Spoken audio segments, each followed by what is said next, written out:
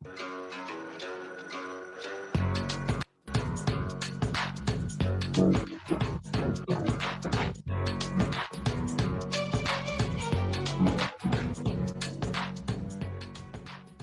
Dan Pfefferman. And I'm Benny Shoulder. Welcome to Jewanced. We're two Jewish guys. We grew up in America. We live in Israel. And we're looking to challenge popular conceptions, think critically, examine independently, and most of all, seek nuance. Each episode will host a different guest. Together, we'll take a deep dive into politics, foreign affairs, religion, science, technology, food, the arts, business, you name it. A lot of it will deal with the Jewish world in Israel, but not all. Our goal? To create a platform where people share their stories, insights, and visions. No talking points, no script, no agenda. Just a deeper, nuanced understanding of the world around us. Join us as we explore, think, debate, and discuss, and perhaps most of all, listen. Jewanced. You know, like nuanced, but with a J? Yeah, they get it. Dude, let's just start.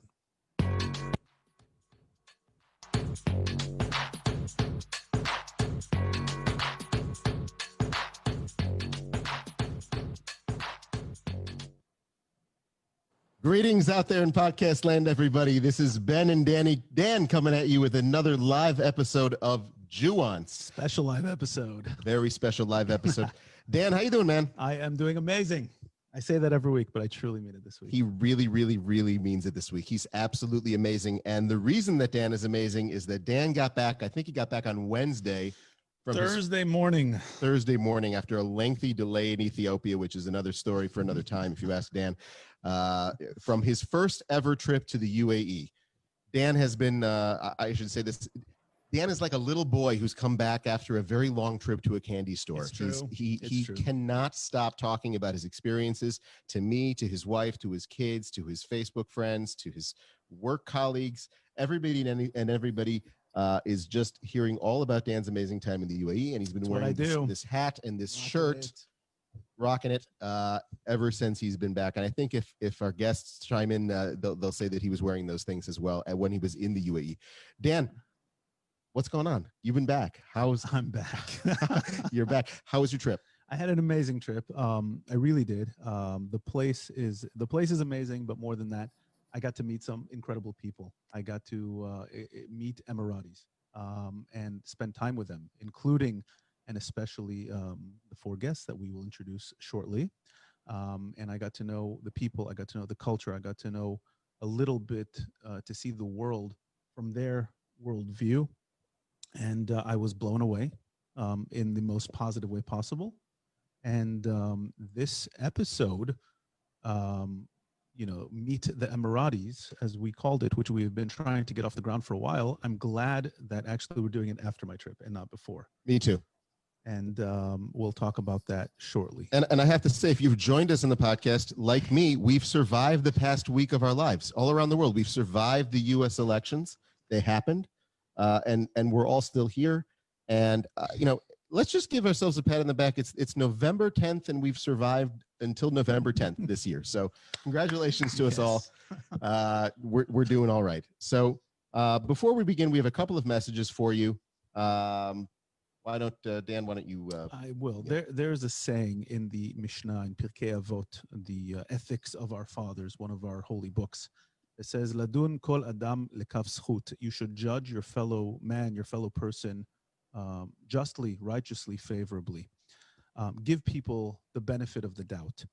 So the United States, and with it, much of the rest of the world, just experienced a tumultuous week, maybe the culmination of a very divisive election period, maybe the culmination of a very divisive 4-year presidency, regardless of which side of that spectrum you support, and regardless of whether you're an American or not. American politics affect us all.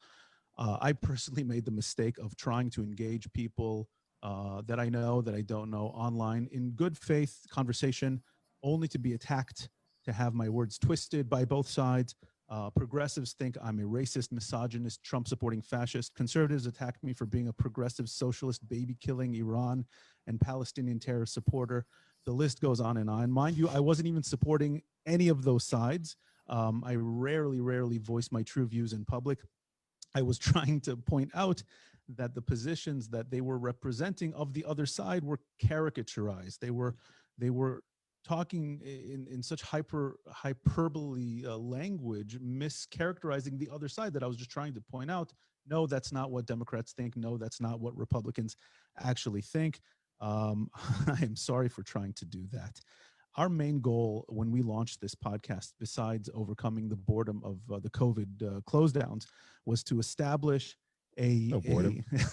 No boredom at all. Was to establish what we feel is a sorely needed platform for nuance, especially in the Israel and Jewish sphere, hence the name, to be able to discuss, to reach better understandings of reality and of each other. One should be able to appreciate, for example, what the Trump administration did for Israel and the Jewish people without liking his personality or other domestic aspects of the presidency. One can prefer certain aspects of Joe Biden or the Democratic Party without being a supporter of, let's say, the anti-Semitic or anti-Zionist elements within the Democratic Party. People, whether they vote or not, they only have two candidates or two parties to choose from. We're humans. We're individuals. We are complex by our nature. We should not be able to be packaged into these neat little boxes that completely identify us. By the way, some people like to be in those little boxes where you're totally in line with the Democrats or the Republicans or this party or that party if you're in Israel or whatever country you're in. But we all have our unique situations. We all have our unique upbringings, our worldviews. And each candidate, each party has a long list of positions and priorities on various topics, even among us Jews. For some Jews, social justice, let's say, and domestic issues are what's important for them as Jews. For others, it's Israel and defending Israel and promoting issues that are important to Israel. And those are the most important parts of being Jewish. For some, it's fighting the anti-Semitism from the left. For others, it's the anti-Semitism from the right. People, we have plenty of challenges as the Jewish people. We don't need to be fighting amongst ourselves over which challenges to take on. So I'd just like to add to that, a major influencing factor, and this is going to be so ironic because many of you are actually watching this on social media, a major influencing factor that we believe is integral towards creating, sustaining the prevailing social and cultural dynamic experienced currently in the West and around the world is the presence of social media, which has really become over the past decade the main method of communication between us, either as groups or individuals, as well as our primary source for news and information.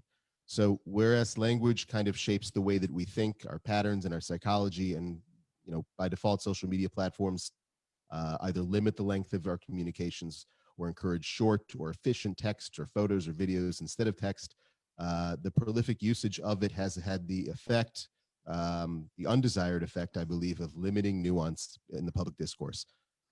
So whereas our human biology makes us prefer those people with similar mindsets, interests, and politics to ourselves, this has really created and sustained great, vast echo chambers of people who share such similarities.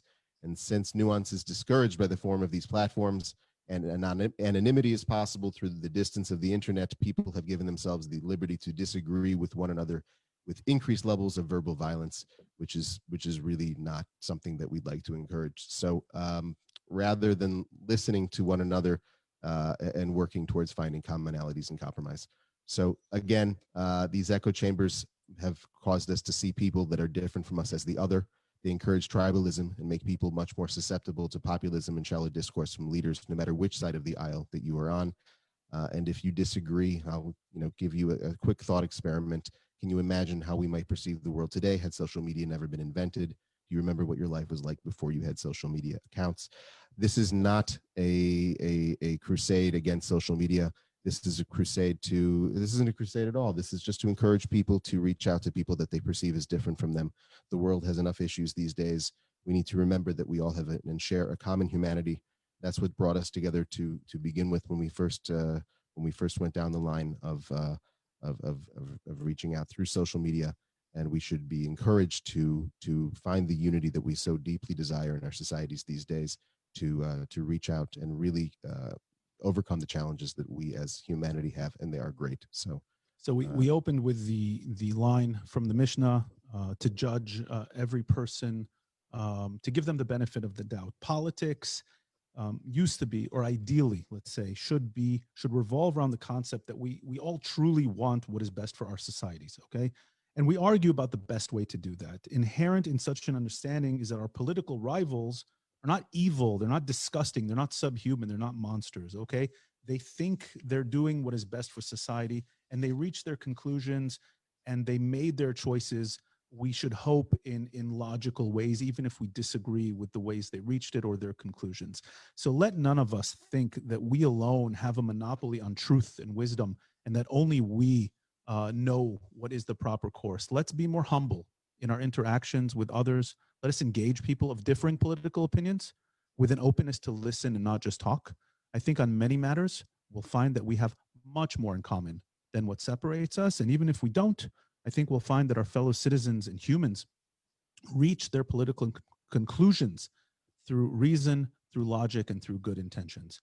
So we'll end that kind of opening message as the US, where many of our listeners are based, and the world just went through kind of this tumultuous period. And so with that, we welcome you to this special live episode of Jewanced Meet the Emiratis. I promise it'll be more fun going here on out. So just a quick note, this special episode is being sponsored by the Jewish Agency Partnership Together for the Western Galilee, bringing together 16 Jewish communities in the US, Europe, and Israel. And real quick, go through those communities. We've got Fort Worth, Texas, Austin, Texas, San Antonio, Texas, Budapest, Hungary, Youngstown, Ohio, Dayton, Ohio, and Toledo, Ohio. In the state of Nebraska, Omaha. In New York, we have the city of Buffalo. In Kentucky, Louisville. Iowa with Des Moines. Indiana has the Jewish Federations of Northwest Indiana, South Bend, Fort Wayne, and Indianapolis. In Illinois, Peoria and Springfield, partnered with the communities in Israel of Akko and Mate Asher. Awesome. And it is also co-sponsored by the Jewish Federation of St. Joe Valley. That's South Bend. That's where I'm originally from. And that is the federation that kicked this kind of whole event off. And by the UAE Israel Business Council, of which I'm a part of, and which allowed me to meet our guests today that we're going to introduce, who are members in one way or another of the council or of the forum that came out of the council. And as I said at the beginning, and I really mean it, Dubai, and I'm sure the rest of the UAE, but I couldn't really leave Dubai, is truly a magnificent place. But it's the people. It's the people, especially these four people, but it's the people that made the biggest impression on me. Truly nice, welcoming, thoughtful, and humble people. And I can't wait to get back. And it might be sooner than than we think. But before we get into our episode. So check it out. Jewanced so far has enjoyed tremendous success. We have listeners literally all over the world in every continent except Antarctica. Real quickly, the U.S. and Israel are our biggest markets, and strangely enough, India right now is our third largest market. So is the UAE. And of course, the UAE as well. So as we continue to grow in leaps and bounds. As is our background, if anybody noticed, it just keeps growing really, by leaps and bounds. Really big. We want to make sure that we can continue to produce top-notch content for you. So as we are a listener-supported podcast, consider helping us continue to expand by becoming a supporter today. You can make a one-time donation or a small monthly contribution and become a sponsor and advertise your business or organization on our platform. For more information, check out our newly revamped website at www.jewanced.com. And before we start, lastly, we would like to invite Bracha Tsuriel, the consortium area director from Ma'ale Adumim of the Jewish Agency Partnership, who was instrumental behind putting this whole event together, to offer a few words. Thank you. Thank you, Ben. Thank you, Dan. Thank you for enabling us to be a part of this evening. It's very exciting to see everybody on the line and to see, for us, a lot of new faces. The partnership together. This specific partnership, one of the 46 partnerships of the Jewish Agency Program of Partnership Together. And I was very impressed by your listing of all the communities. We are 16 American communities, 2 communities in Israel and Budapest, Hungary, who all make up this partnership together. And particular note to our friends in South Bend, who brought us to be the co-sponsors of this evening's event. The partnership is a platform of connections. And that's what we do. We connect people. We can make connections through all different areas of content, of education, medical, academic, arts, music, any connecting language of connecting people from these American communities to Budapest, to Israel, to strengthen all of our identities and our feelings and our will and motivation to be involved and active in our own communities. So we really are very excited, coming from Israel, very excited with this new relationship with the UAE, and very excited to meet the people who are online tonight. So thank you on behalf of the partnership. Thank you to all of us, our chair, our Israeli chairs here with us. I see Efrat, and our director, Sharon, and some of our staff. And we thank also, I want to thank Gil and the other staff for all the work they did in putting together tonight's broadcast. So thank you, guys. All right. Thank you, Bracha. So without further ado, we would like to introduce our four guests, or more importantly, to have them introduce themselves. So we have with us today the wonderful May Al-Badi, Mr. Masani Al-Sharawi, Nora El-Awadhi, and Ahmed Al-Mansouri. Guys, why don't we start with May? Just give us a brief ID card of yourselves. Who are you? What do you do? Family? Where do you live? And where you went to school, etc. So introduce yourself to our wonderful audience today. בעברית או אנגלית? May, you will find out, has been learning Hebrew for quite some time. So my name is May Al-Badi. I'm from Abu Dhabi, and I'm a shareholder in my family group of companies. I'm also involved personally in promoting cultural and culinary diplomacy. I'm currently writing a book about Emirati food for the kosher home. It's not just a cookbook. It will also have an introduction on kashrut. It will talk about the Jewish community of the Emirates and the Emirati history and traditions. I studied media, and then I took an executive master's in business administration, but my real passion is cultural diplomacy and promoting my country. Thank you.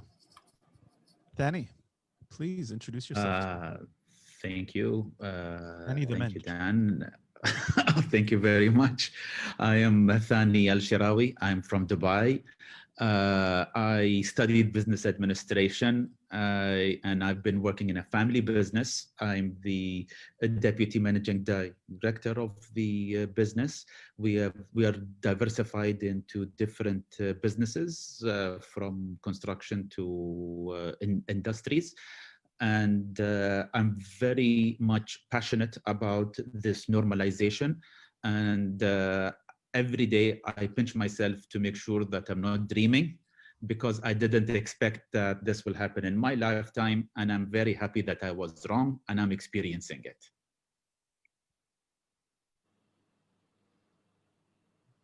Thank you very much. Nora, would you please introduce yourself? Hi, everyone. I'm Nora Al-Awadhi. My voice is a bit funny. I'm sick. Anyways, I'm from Dubai. I'm 30. I'm single. I studied networking and security, but I work as a project manager in risk management in the banking sector. However, that is not my passion whatsoever. I am a pro-peace person. I'm all about that, and I'm trying to share my country's vision with the rest of the world by spreading peace and love and endorsing normalization all over the world. And for those of you who aren't familiar, Nora is behind the iconic photo that has since gone viral of the two women standing in front of the Burj Al Khalifa with the flags of the UAE and Israel. So she is obviously holding the Emirati flag. Thank you. And Ahmed, please tell us a few words about yourself. Assalamu alaikum, shalom everyone. My name is Ahmed Al-Mansouri. I am a forensic scientist from Abu Dhabi police, and I'm single. I went to school in Ohio State. So for those from Ohio, go Bucks. And okay, kick you off the show now. I'm sorry. This is Notre Dame country, man. And I also lived in Richmond, Virginia, where I finished my degree. And when they first started this normalization, my first intent was this: meet Jewish people, show them who Emiratis are, and just let them see, like, we're just normal people who love people. That's it. And I don't, it's just been very, very surreal. Just like Thani said, it's unreal. Like the experiences, the time I spent with Dan in UAE, spending Shabbat with him, all of it was, I cannot say how amazing it was. You'll make me cry, dude. We can't do that on the show. Romance. You can't cry. I can't cry. I can't cry. on the show. Romance. You could. You could. I just. Okay, so we're gonna kick off with a series of questions, and throughout there's gonna be audience participation, and at the end we'll hopefully have some time for Q&A. So, since many of our listeners probably are not familiar with the history of the UAE, and since May, since you took me to the Etihad Museum and you're a big fan of Emirati history, please tell us in just a couple of minutes, kind of the story of the UAE. How old is it? How did it come together? If we can do that in 2 or 3 minutes, and then if others want to add, you're welcome.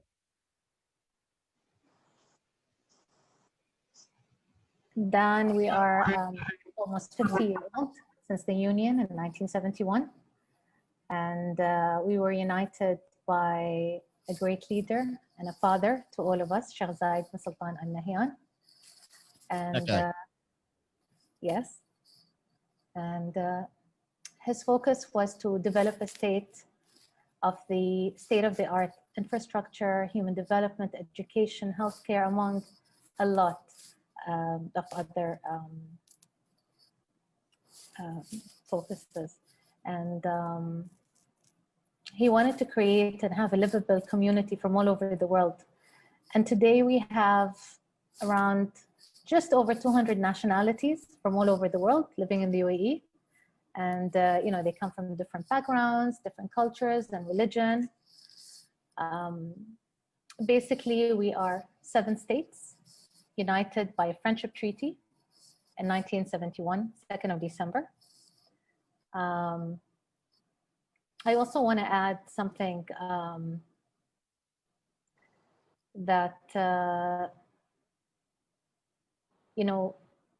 doing business or coming to the UAE, it's not just about, doing business. Like before that, for us, having a relationship, understanding the Emirati culture, and understanding our society, and meeting the people, and building, that friendship, that trust. These are exciting times for us, and I think, we should get to know each other. Thank you. Thank you. What if you or Thani or Ahmed, Nora, and what was life like? Now Dubai is like really the most futuristic kind of big shining city. I think Dude, you came back and you were like, it's like 20 years in the future. It's 20 years in the future. Else you've ever seen. No kidding. And again, I was only in Dubai. I didn't have the chance to get out of Dubai due to COVID. But who wants to kind of answer the question of what was it like even 20 years ago, and certainly 50 years ago when the UAE was founded? Just give us a glimpse into what we're talking about. And we always talk about the amazing leap in Israel from what it used to be, a few decades ago, and certainly the founding of the country in 48. We've all seen the pictures and what Israel is today.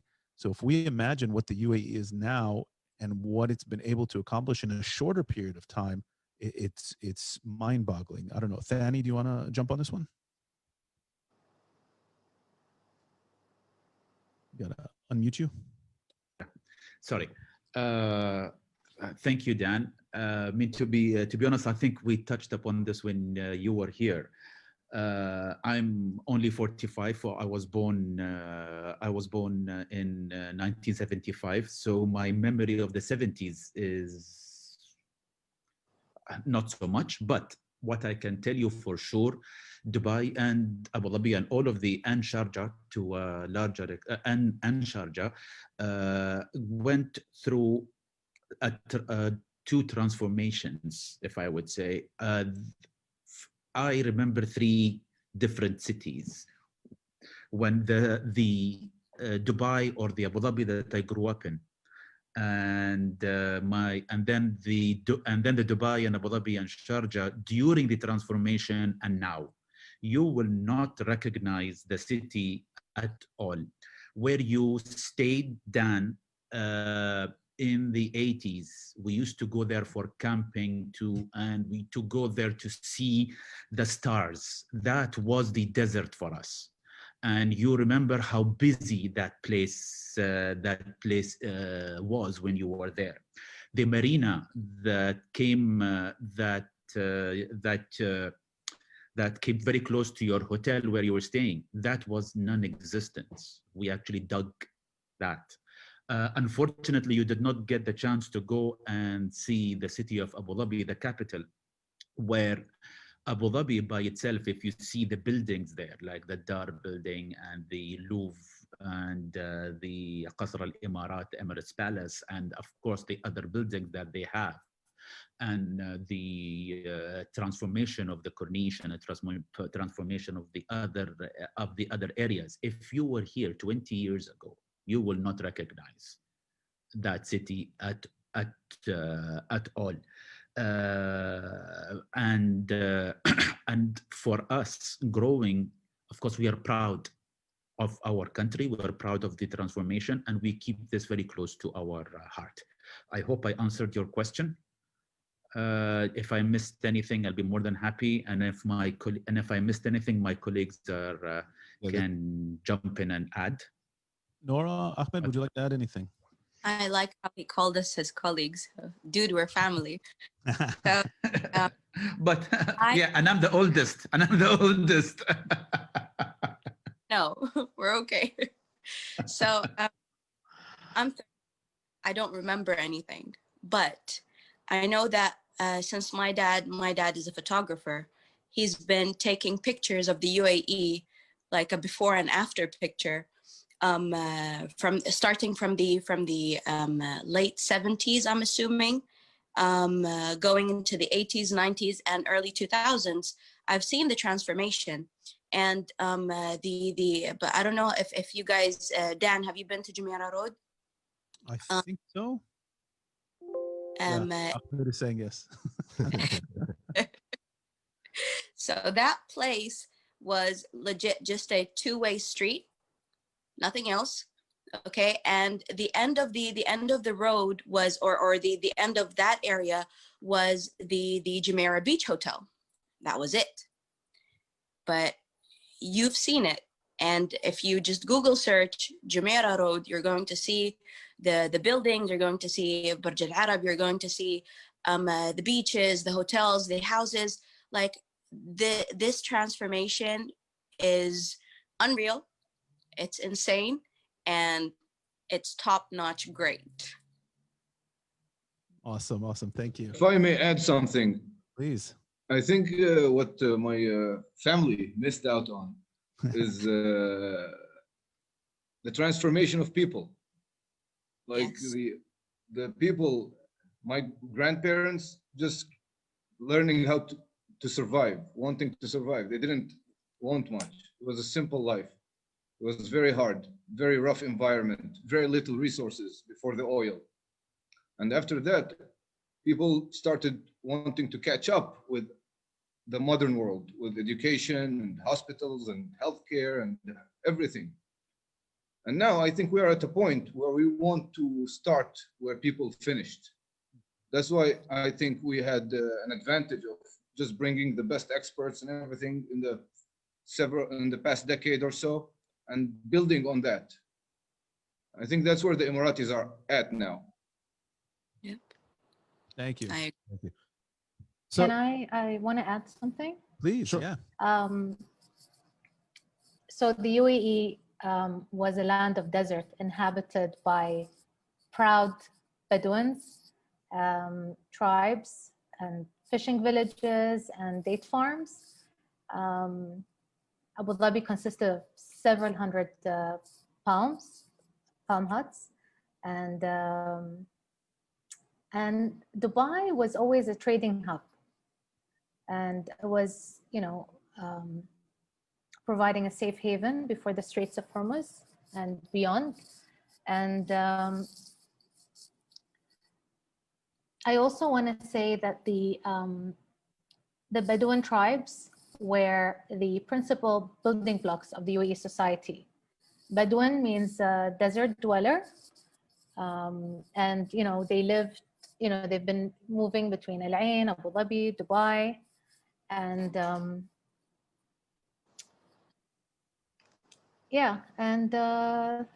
that's it. It's incredible to see, 50 years ago, Bedouins, and now, I mean, truly an advanced society. It's mind-boggling. I can't not make the comparison that when we have tourists that are visiting us here in Israel, people always take them to Tel Aviv in front of the beach, and they say, this is 100 years ago. 100 years ago, if you were standing here, there would have been nothing but sand in this place, like a sand dune. And we always looked at that like, oh my God, it's like 100 years, like that's nothing, like 100 years ago. You guys are talking about like 50 years ago, 40 years ago, 30 years ago in certain places, and then the speed of that kind of a transformation in building is truly mind blowing. Which kind of takes. I would like to add, if you don't mind, I would like to add something. I just thought of it, which is very interesting. When my sister May said that Dubai was a trading hub. Before Dubai was a trading hub, Sharjah was, and Sharjah. And why I wanted to pause here, I would say Israel indirectly affected Dubai those days. Now, of course, you will tell me how. Sharjah overnight. Oh, thank you. Very good question. Sharjah overnight became a Nasser supporter. The British, who were controlling the trading routes during those days, or securing the trading routes, did not like Sharjah being a Nasserite state. So Dubai at that time used that as an opportunity and went to the British and they said, we are not supporting anybody, we're supporting a trading hub. And the British moved from Sharjah to Dubai. Interesting. So indirectly, Israel did help us to take the trading hub from Sharjah. So thank you. It's a bit late, but thank you. Well, and for those of you who have not yet gotten to know Thani, he is a huge history buff. And we're up till the late hours of the night talking about history and political theory and all sorts of interesting things. So I guess I kind of just it's a good segue to okay, that was the transformation that brings us up to now. Here we are. You guys are on with us. It's I don't know what time it is. If it's 8:30 here, it's 10:30. Wow, we're talking about history late until the night with you guys. That's what we do. What do you guys like? What does an average day look like in your life? Ahmed? Can you repeat that question, please? What does an average day look like in your life? A lot of our guests have never been to the UAE. They've never been to the Arab world. So kind of, what is the average life in the day of Ahmed Al-Mansouri? Ahmed Al-Mansouri is your average 9 to 5 kind of guy, I guess. Blue collar background, policeman. By the way, I'm not speaking for the police here. I'm speaking for myself, so I don't get in trouble. Important to clarify. And just how do you say it? Here, the lifestyle is very much cosmopolitan, in Abu Dhabi and Dubai in general, and many other cities here. But we still stick to our roots. We like to go on our little camping trips. We like our farms. We like our camels, as you saw. We like our food. It's more family oriented than many other cultures, I would say. I noticed that you guys have the same thing on Shabbat, it's like weekend, Fridays for us. That's it, family time. Not all of us, but most, I would say. I am a single man now, but still have to go to my parents now. So ladies out there. Yeah, and like I said, it's just very cosmopolitan most of the time. Beach, entertainment, this kind of stuff mostly. And as you saw, there's many things to do here. It's endless, the options, the entertainment, the museums, it's just endless. You can go into one part of Dubai and be with Indians. You can go in one part of Abu Dhabi and be with Egyptians. It's endless. It's unreal. It's like a big New York. Awesome. That's neat. I guess Nora, what does a day look like in your life? Well, again, 9 to 5. But I'm lucky to still have the option to work from home. So it's perfect. Thank you, COVID. For me, I'm insane about coffee. I love coffee. So as much as I can, I try to taste and try new coffees and new coffee beans, go to new cafes, and I don't know, I like to cruise around because like even while I'm in my car blasting up that music that I like you see new stuff. Like I'm from the UAE and I see new stuff every time I go out. I see new things. Something new is being built, something new is being planned, you know, a different style of, I don't know, abaya. This is what we call the traditional attire for the ladies. That's a abaya. And this is a sheda. So I see new colors. I see, I don't know, new cars. So for me, it's always something new, you know. Yeah. So like in terms of like culture and in terms of sports and music, it's very similar to, I would say, like anywhere else these Absolutely. days. Absolutely. I mean, sorry to my Arab friends, I don't listen to a lot of Arabic music. I'm more into rap, R&B, hip hop kind of thing. Israeli Yes. music? Not yet. I need the hookup. We'll work on it. I got you. I need the hookup, and I need to drop a single. Me. Is that typical? Like people are, I guess I know in Israel too, like Western music is a major influence here as well, but like a lot of people, they listen to their Hebrew music or they listen to their traditional, more Israeli music. Is it most people are listening to a mix of local things and international things? Yes. We have singers that we always listen to. We have Mehmet Hamid, Rashid Al-Majid, Muhammad Abdu, Abdul Majid, Ayad Al-Manhali. So those Arab singers that we always like legit go back to and listen to as in the UAE. But I still hella love me some Nicki Minaj, some GED, love me some Tupac, some Biggie. I'm about that life. Nice. And like Thani, in terms of sports. Oh, Thani's my kind of guy because he's into American football. Thani's muted. He's muted. And he's saying bad I think both of us, Dan, had a bad weekend. We had a very bad weekend. Yeah, I know. We both had a bad weekend. Chicago lost, Dallas lost. We are playing with our third quarterback.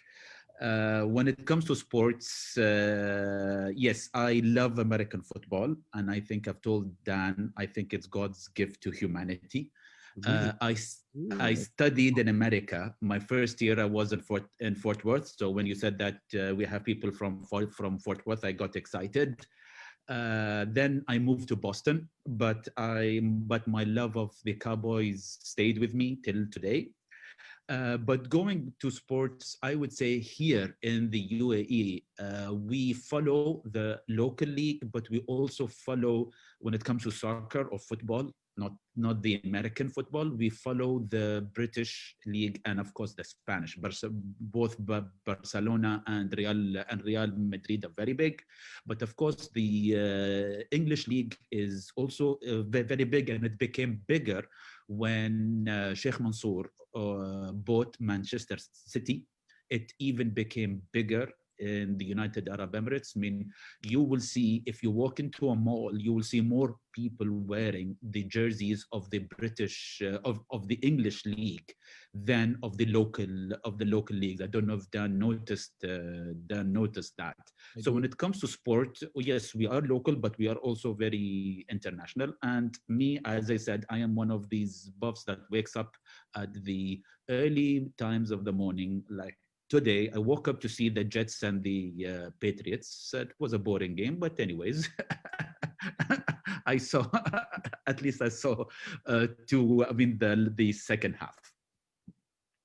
And like, you know, we here in Israel we go to the gym, we work out. Like, what's kind of maybe the fitness and exercise culture? I noticed at least Dubai is kind of a pretty fit city. If any of you want to take that question on. You need to be here. You have to be fit, Dan. The amount of restaurants here is insane. You have to be fit. And by the way, CrossFit is big here. A lot of people do CrossFit, and you're gonna see like a whole lot of CrossFit gyms around. So it's major if you want to stay in shape and eat whatever you want. You have to stay in shape. If I may make a comment about CrossFit, then gave me a class in My CrossFit. favorite topic. Man, he made me realize how out of shape I am. Let's just leave it at that. But also cycling is becoming very big here. There's beautiful places to cycle in UAE, especially in Hatta in Dubai, and also in Abu Dhabi. You can cycle in what is it called? The Grand Prix of Yas Marina Autodrome. And it's amazing. You're in the best racing track in the world, and you get to cycle in it. And there's many cyclists in the UAE now. Thank God they're not on the road yet, like the US. They're in designated places. Also, to add, if you go to the Grand Prix, don't be surprised if you see His Highness MBZ cycling next to you.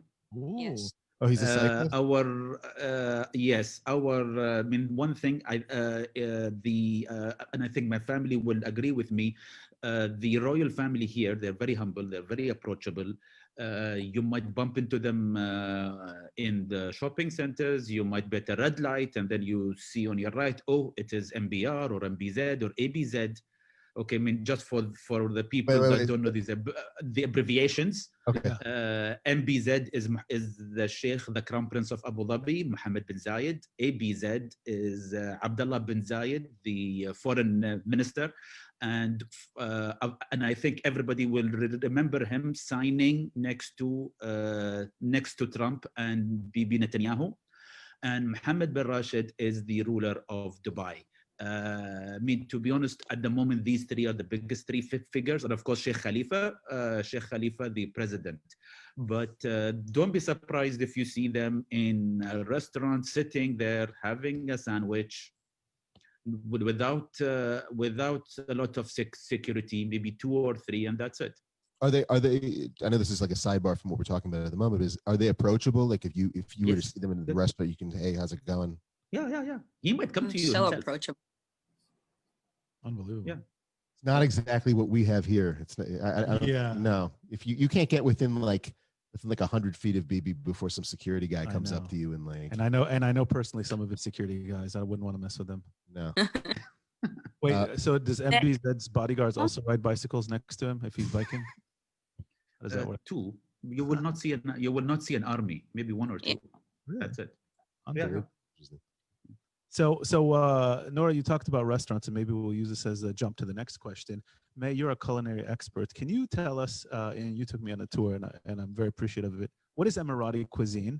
What does a classic meal look like? What are some of the favorite foods? And then beyond that, like what else, because there's a lot of cultural influences from all over the world. So what else are people eating around the UAE? Before I talk about that, Before I talk about that, I just want to mention that we have all types of sports in the UAE, including an indoor skiing facility. And also the 2019 Special Olympics World Summer Games was held in Abu Dhabi. And we of having the Israeli team participating in this big event. Wow, fantastic. So Emirati cuisine? Yes, let's get into Emirati cuisine. What is it? How would well, you it's, you know, it changed. Highlight dishes. Sure. It changed over time, and many people could be, you know, forgiven for, well, not so forgiven, but confusing Levantine food such as hummus, tabbouleh, falafel as a national dish due to their popularity here, but they are not. Traditional food, they were based around grains, dairy, some meat, including chicken, fowl, goats, and camel meat, which is not kosher, but was also eaten, and it was reserved for special occasions. And considering the UAE has a rich maritime history, it should come as no surprise that the sea was also a main food source. The fish like hamur and shari has became regular ingredients in Emirati cooking for years. And then I have one interesting fact. So we didn't use spices before all the trading. We flavored the food with local flora like raf, which is a tree in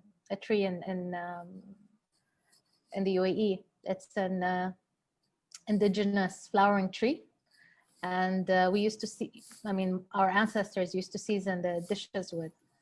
But then, international trade routes were established, and then spices, rice, and other cooking staples came into the country. And, as I mentioned before, that, the UAE, they have, we have over 200 nationalities. Yeah. And having that cosmopolitan mix brings this culture and, tradition and all of that. We clearly see it in food. And and now almost any type of food is available. Soon we will have Israeli cuisine. We'll make sure to get some of our best Israeli chefs out there soon. I'm sure they're.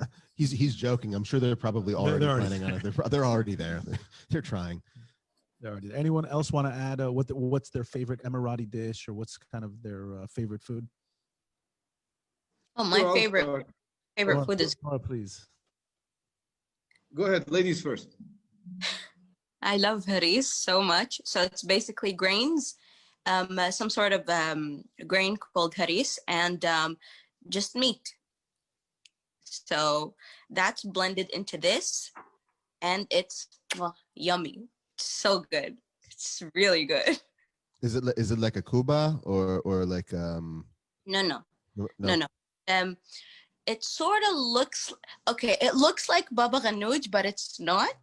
Okay. It looks like it, but it's not. And the meat used is basically beef, and no spices are added. Just probably a little bit of salt. That's it, because the meat overpowers the whole grain dish, and at the end we add a bit of Arabic oil or ghee. So wow. Yeah. My God, I'm drooling, guys. So much, dude. I just had I had no dinner. I had like one slice of pizza over here. Now Grab another one. I might have to. More. But no, pizza can't compete with what you just talked about. And like pizza's my favorite food in the whole world. But that sounded amazing. I went with May and Ahmed for fish at a traditional Emirati restaurant. What was the dish that you introduced me to with the fish on the rice? What was it called? Majboos. Yeah, delicious. The brown rice, right? Very, very delicate food, delicate seasoning. That's Iraqi. No, that's an Iraqi. I also went to an Iraqi restaurant. Had a whole. You're thinking masgoof. Yeah. Yeah, I was gonna say it's like I'm very crazy for seafood here in UAE. Well, you're a fisherman originally. Yeah, it's a side hobby, and it was a part-time job also at one point. And I'm a big fan of the seafood here because of how abundant it is, how easy it is to get it. Sometimes, even when we were kids, we would go catch some fish, take it home. Parents will be mad we spent all the day out, but they'll still enjoy the food. And yeah, there's so much seafood here. The fish, the variety is amazing. We couldn't have time, me and Dan, to go to the fish market in Dubai. Next time we do it. Awesome. And is there something that like you miss the most when you travel abroad and you're thinking about like, okay, when I go back home, the first thing I'm going to have is this? Like, what is it for you? For me, it's fish. Okay. It's the ocean, our fish, like the ocean, how it's cooked, how we spice it. I am we grew up in I grew up in the East Coast, and it was our cuisine, unlike May's cuisine, because May is from a different part called Al Ain, which is more Bedouin. We are more influenced by trade, India and such, and the way we spice food is a little more exotic, I guess you can say. Not exotic, more festive. It's more aggressive seasoning, which is there, like you taste it, and it's good. It's good. When you say aggressive seasoning, you don't even need to add salt. It is that good.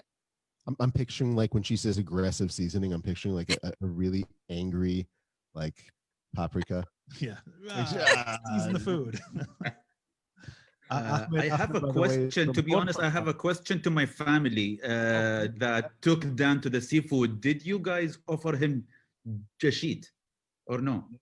No, it's not kosher. They learned the rules. Really? Why isn't shark a kosher? Why isn't shark kosher? Ahmed, May, do you guys want to take that one on? See if you remember why? Because there are no scales. I think I don't remember. That's Because right. of- Yeah. Because they don't have a school. Right. So What? I told them that I will eat fish in non-kosher restaurants, and the rules are that the fish has to have scales and fins, and a shark does not have Doesn't have- scales. And so Jamshid is sadly not a kosher fish, but I enjoyed it with. It's okay. I very much enjoyed the meal. And Dan, I want to add for our listeners that soon we're going to have most of our hotels are going to offer kosher food.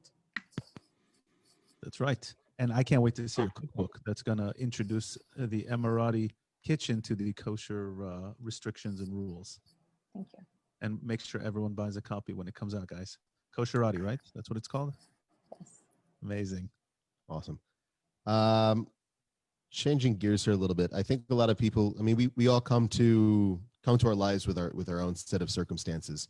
And what we've heard here is that your circumstances are very similar to ours in many capacities.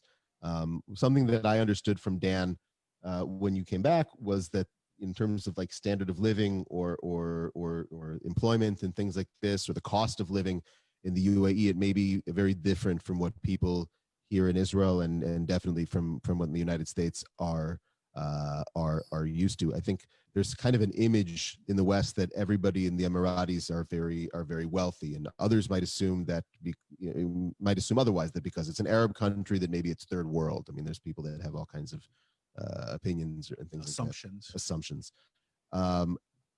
Maybe if you could describe, not necessarily for you and your own particular reality, but like just for average Emiratis, how do people live? What is considered middle class, wealthy? If you could just like describe an average Emirati family, their income, their housing, what kind of services and benefits are provided by the government to help people or to take care of people?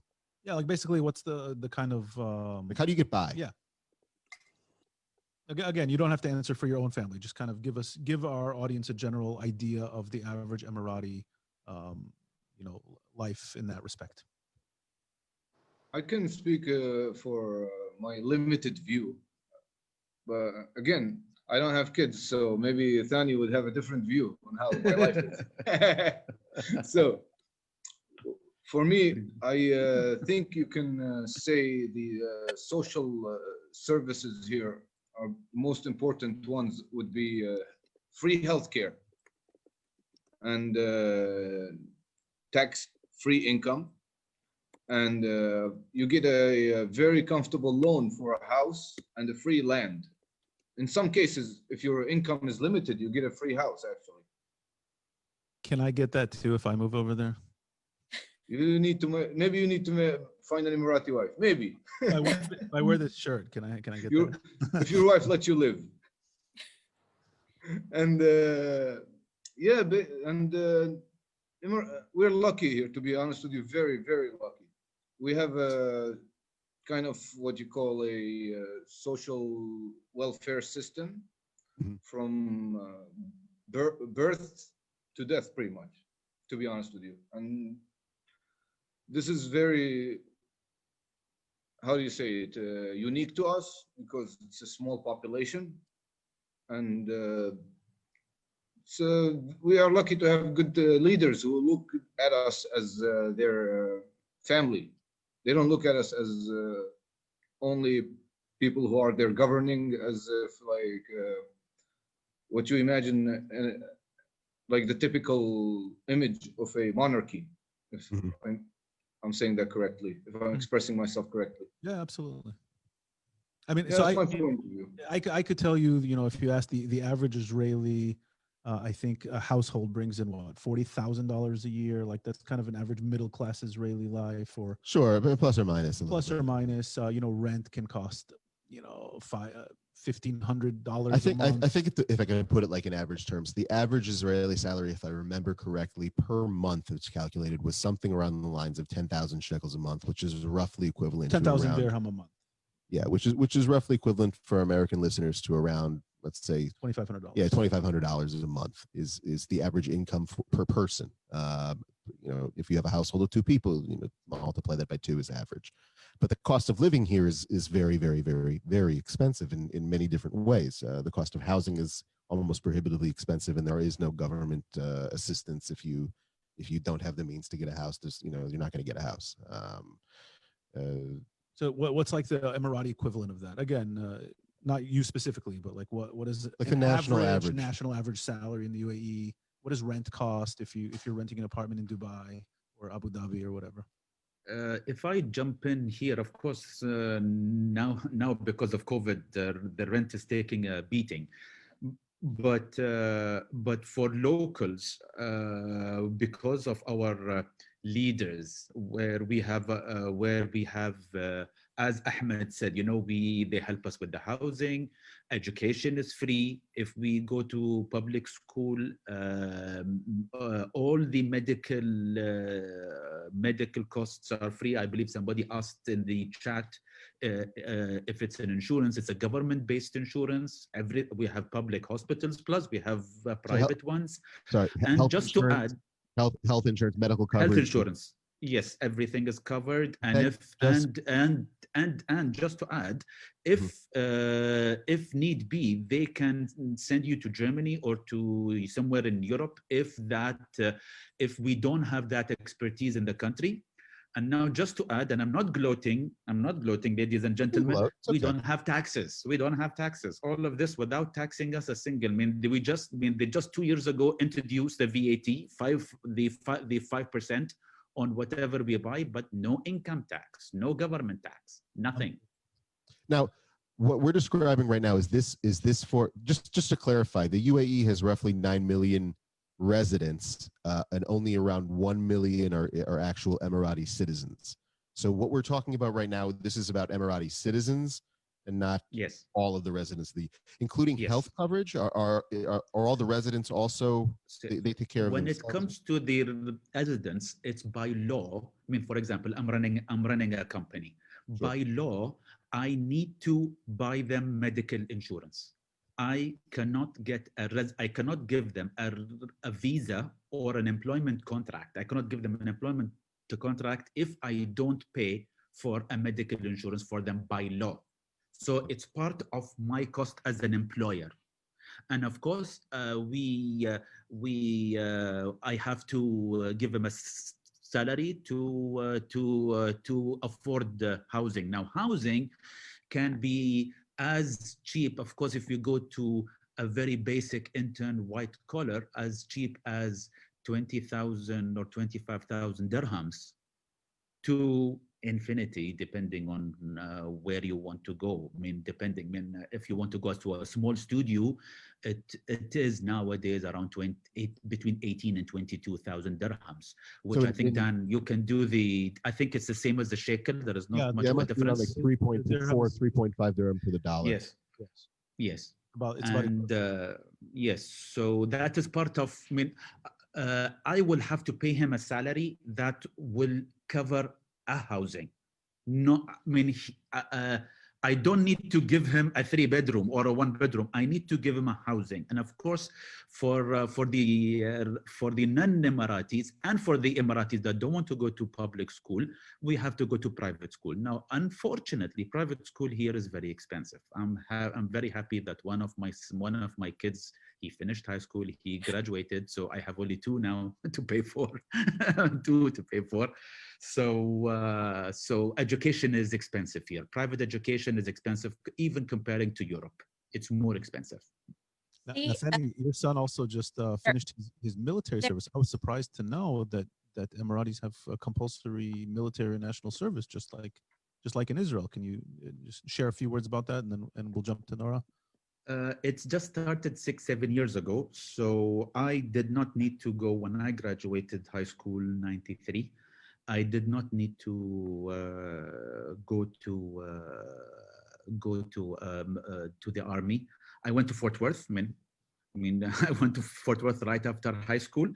So again, it was a culture shock coming from Dubai. Those days, Dubai of 93, going to Fort Worth.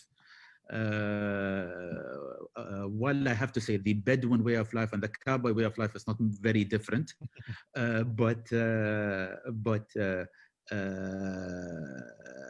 my son just finished his first stage. You have 3 stages when it comes to the military service. One is called the basic, then the specialization, then it's actually what they call is work placement, and work placement is based on the specialization. For example, my son was assigned to the specialization of artillery. So after he finishes his artillery training, he will be assigned to an artillery unit. But there is also a law, if you get above 90 in your high school, you have the right to defer stage 2 and 3. You still have to do stage 1. Okay. And you can defer stage 2 and 3. So when Dan came to Dubai, my son had just finished his stage 1, and we deferred his stage 2 and 3 because thanks God he got the brains of his mom, and he got a very high percentage in high school. So we deferred the 2nd and 3rd stage. So hopefully next year he'll be in uni.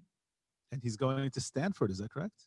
Yes, he is. Unbelievable. And, we wish him. And you know what is? And I told you what is exciting him more, that Emmett Smith's son is there. That's right. If I may add something about you talking about the average salaries, the housing, the healthcare, and all these stuff. Yeah.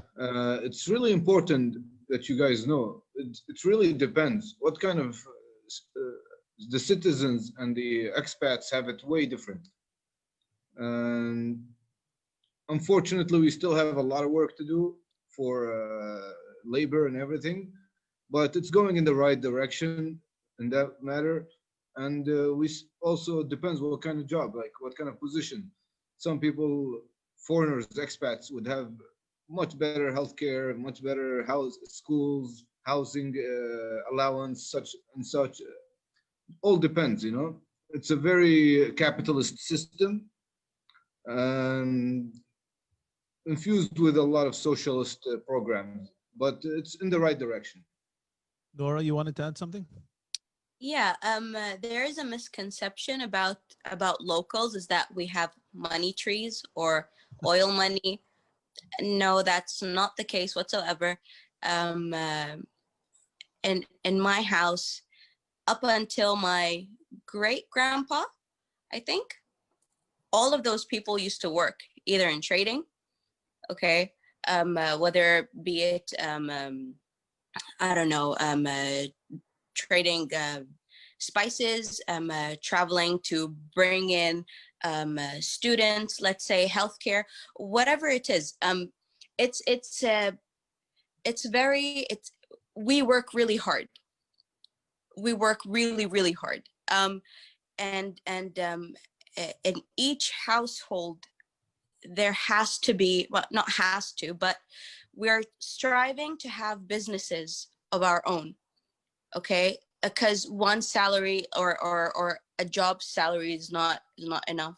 You need to have another income. You always need to have another income. So what people see, let's say the fancy houses, fancy cars, the travels, the vacays, whatever it is, we really work really hard to have that. And sometimes we barely sleep the night because we need to deal with other stuff. And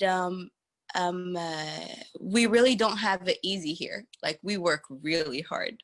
My mom still works. My dad he's a retired police officer, but he has his business on the side, which I need to manage because I have to. He's my dad. But I need to work on my business too. Plus, I have a 9-to-5 job. Wow. So, no, we don't have money trees, and it's not Arab money, oil money, whatever. No, we work really hard.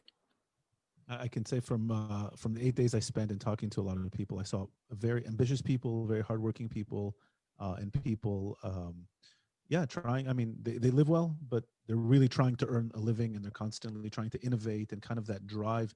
A lot of times the people associate with Israel, or so I was very impressed and by that. So kind of a different question I want to take. The four of you are dressed in what we might call traditional Emirati clothing. We have the kandura for men and the abaya and the shela for women. A lot of people saw the pictures that I posted online. They said, "Oh, are they religious? Is this? Wait, can you just talk a little bit about what the clothing means when you wear it? Does it mean is it a religious statement? Is it a cultural statement? How does that fit in to kind of saying about who you are when you're wearing the traditional clothes, and maybe explain more about the traditional clothes?" Who wants to jump in? I feel like Thani wants to jump in. I've talked the most, so I think I will give chance to May, and then for this question, I'll be the last one to answer, please. So basically, this is called the shela, and this is a abaya. It doesn't really have to be black. It can be whatever color you want. It could be a religious thing to cover your hair, as in Judaism, you have your married women cover their hair in some sort of way. So we do that. Or you get to wear it however you want. Like May is wearing, I'm wearing it in a different way. Okay, I decided for myself to cover my hair and to be known as this person on social media or at work. But to me, it's not a religious thing. It's more of a cultural thing. I want to represent my culture in the most modest way possible. But yeah, even by the way, historically, the abaya and the shela was not black whatsoever. The black colors came from Iraq. In the Gulf region, it was more of a colorful kind of thing. It shouldn't just be religious. It's more of a cultural dressing, if you will. I will speak about the men's wear, if Please. I may. I am not a historian, so please feel free to correct me, Thani, anytime. I think it was made out of necessity. The color, the design, it allows more air in. It's cooler in the heat, and it has no religious significance at all. And the headgear is basically how formal you are. For example, Thani now is more formal than me. Yes. I am more smart casual, more business casual, I guess. Thani is wearing a tie now. I'm not. I'm wearing a colored suit, but colored shirt, but not wearing a tie. So if I have this off, I'm very relaxed, very casual, and I'm like, I would not come to such beautiful podcast, respectable podcast without my headgear on. So you're saying, and I saw men wearing the kandura without any head covering. Mm-hmm. Then you saw them wearing it with kind of like what Ahmed is wearing without the agal, right? Is what it's called. Yes. And then Thani is wearing like the equivalent of like a business suit, right? It's more formal once you have that on. Is there an even more formal version of this? I don't think you can go any formal. Yes, No, there yeah. is. There is the There bisht. is? If I put a bisht. Oh, Yeah. yeah. Oh. Yeah, the so- bisht. Which, to be honest, the last time I wore it was. Your what? Yeah, I just wanted to say thank you for Wedding? saving me. I wanted to put the date of the wedding. Now I know my wife is online. Now she will say I forgot the date. So You can I change know. the subject. No, but I think May didn't answer, so we'll give her a chance before I put my 2 cents to it. You guys covered everything. I just want to add that for the woman shayla and abaya, it can go from $27 to $5,000. Whoa. And there are some Italian and French designers who made abayas in their collection. Wow. Do people also wear Western clothes? Yes, under the abaya, you can wear anything, as long as it's modest. I mean, just to add, if we go back to history, go back in history, the Bedouins were wearing more of what Ahmed is wearing at the moment. Or at least they had a very thin type of rope type of agal. This big agal actually came from Iraq also, and especially from Basra later. But if you go to the old pictures and you speak to okay, now they will be very old, but for example, I remember my grandfather, and my grandfather, he used to wear the ghitra, and the agal was more or less like a rope, more or less. And but then it changed to a more stylish agal, thicker, bigger, but not as big. I believe Dan, I believe your family is from Iraq. They might remember the agal being thicker in Iraq. It's not as thick as the one in Iraq, but it is thick enough. And yes, this is considered the formal. And what is more formal is, I would say, like a min abaya.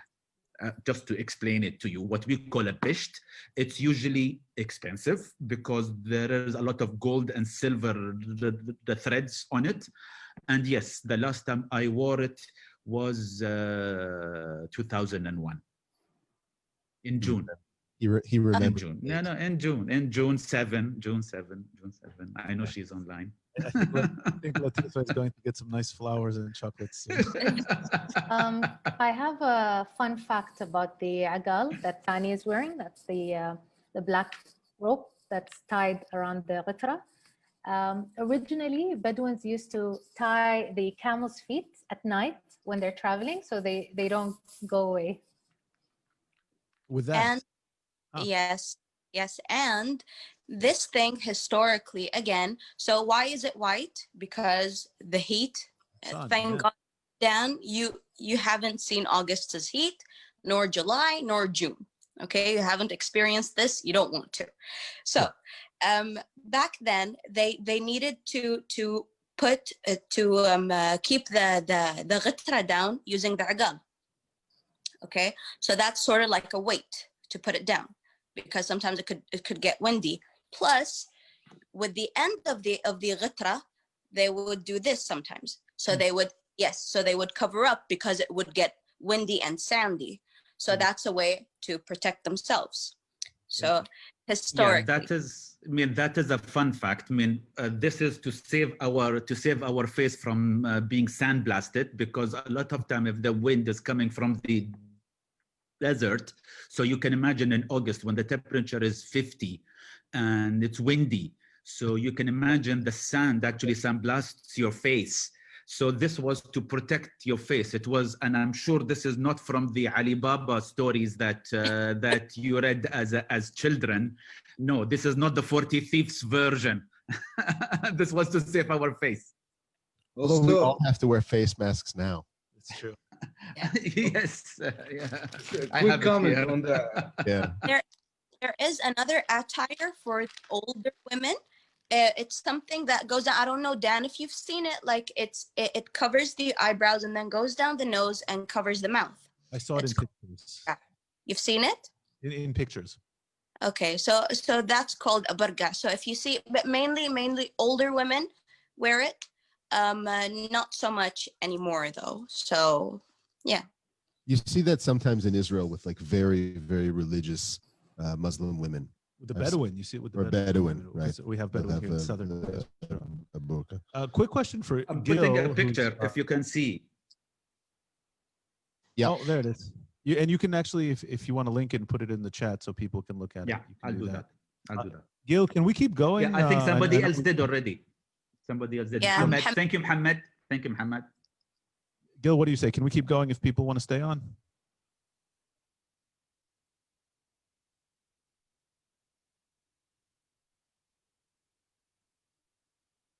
We're having fun. We hope our guests are having fun. So if people want to stay and keep listening, you are welcome to. And of course, as this is a podcast, this will be available for download later on, and you're welcome to. And this is a good time to remind our audience and our listeners, please do subscribe to our podcast on Spotify, Apple Podcasts, YouTube, or wherever you get your podcasts. And follow us on Facebook and Twitter, Yes. so you can get all the updates.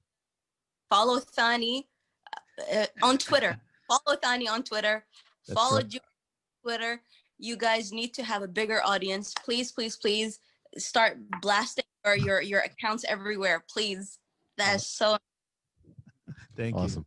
Thank you. So we want to jump into kind of maybe some more meaty questions. Meaty questions, and my dog here is whining. Bring it on. Bring it on. So one thing I was very,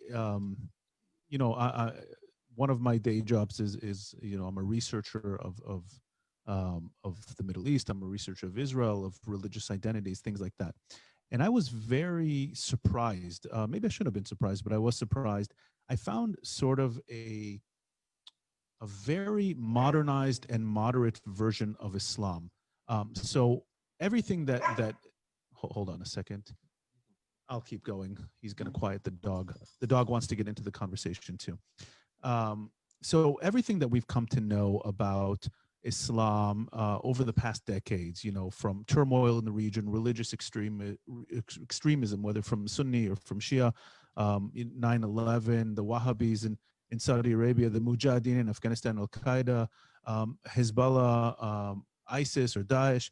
Okay, that's kind of what the rest of the world instantly generally tends to think of as Islam. And I found a very, very modernized, very moderate, very thoughtful, very, let's call it accepting version of Islam among the many people I met in the UAE. I would even kind of compare, I don't know if you have the language for this yet, but in Judaism, we'll call it something along the lines of maybe a Reform conservative or a modern Orthodox Judaism, where the religion has managed to find a way to blend with modernity, and it doesn't feel threatened by modernity. And that's kind of what my initial intake was from conversations with all four of you and from just looking at society around you.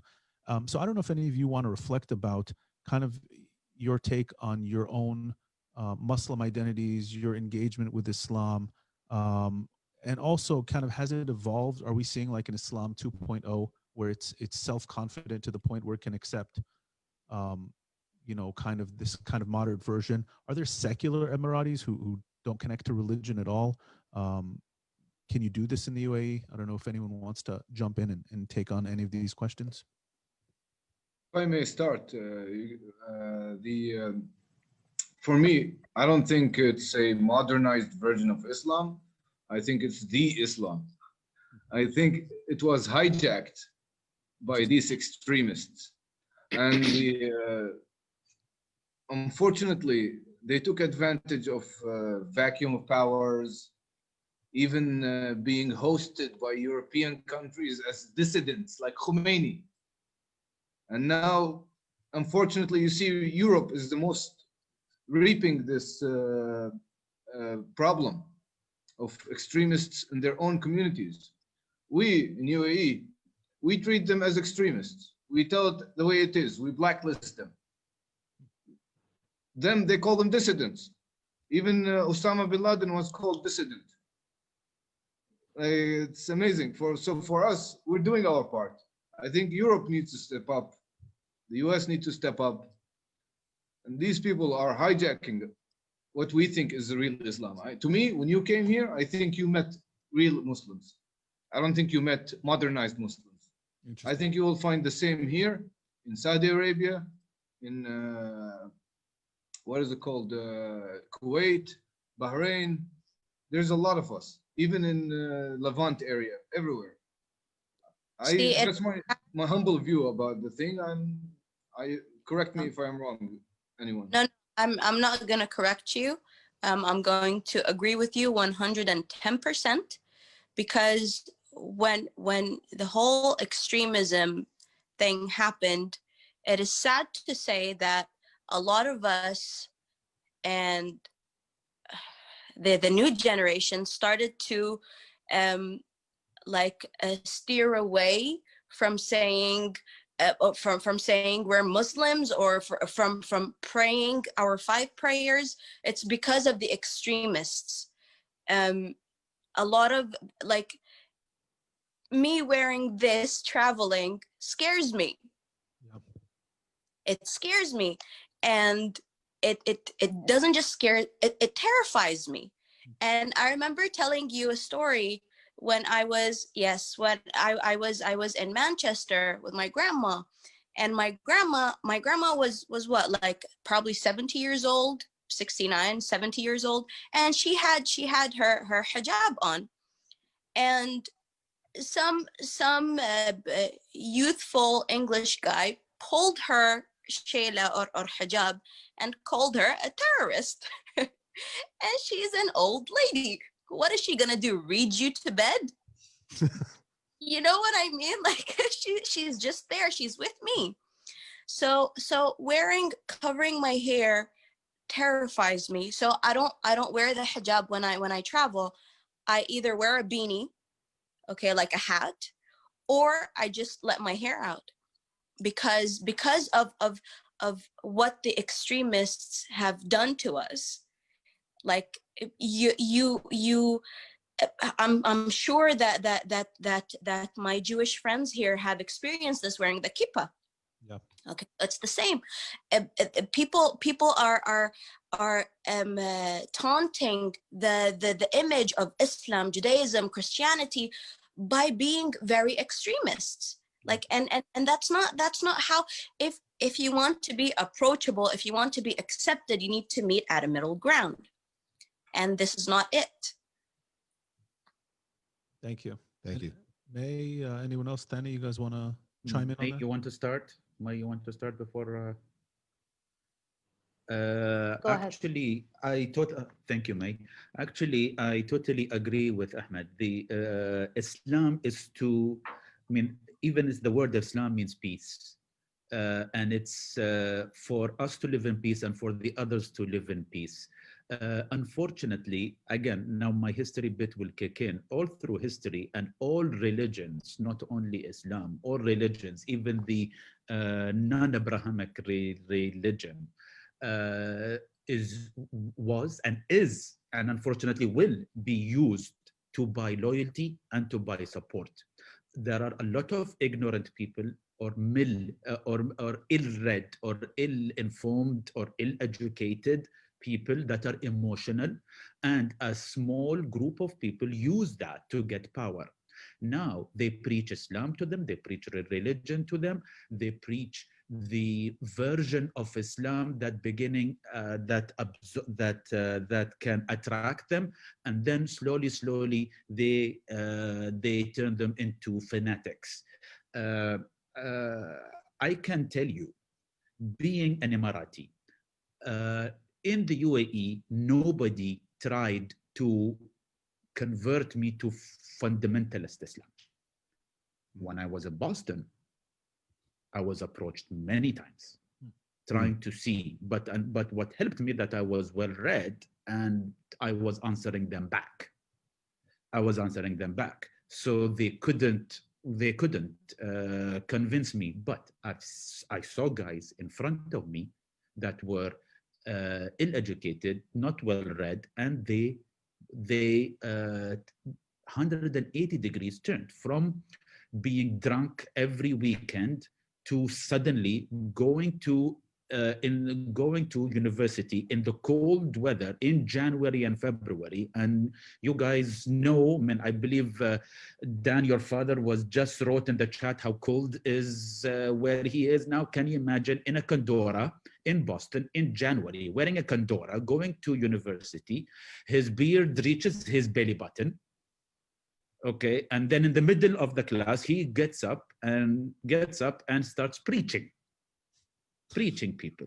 Okay, yes, exactly. I mean, imagine you seeing that scene. Imagine. So we have seen that, and unfortunately, I know some of the listeners might be upset. This is when freedom of speech is misused. When people use the freedom of speech as a tool to preach the wrong message. Now, unfortunately, here they don't dare. I wouldn't say it's controlled or not controlled, no, because if somebody will talk the wrong side of history or the wrong side of Islam, no, we will stop that. And that is not only for Sunnis, for Shias, for everybody. We want moderate Islam. If somebody speaks or talks a fanatic version, then of course, politely, first time, they'll knock his door, give him a call and tell him, calm down. And if he doesn't, and if he's local, he might be questioned or prosecuted. And if he's not local, he might be asked to leave the country, because we don't entertain this type of Islam.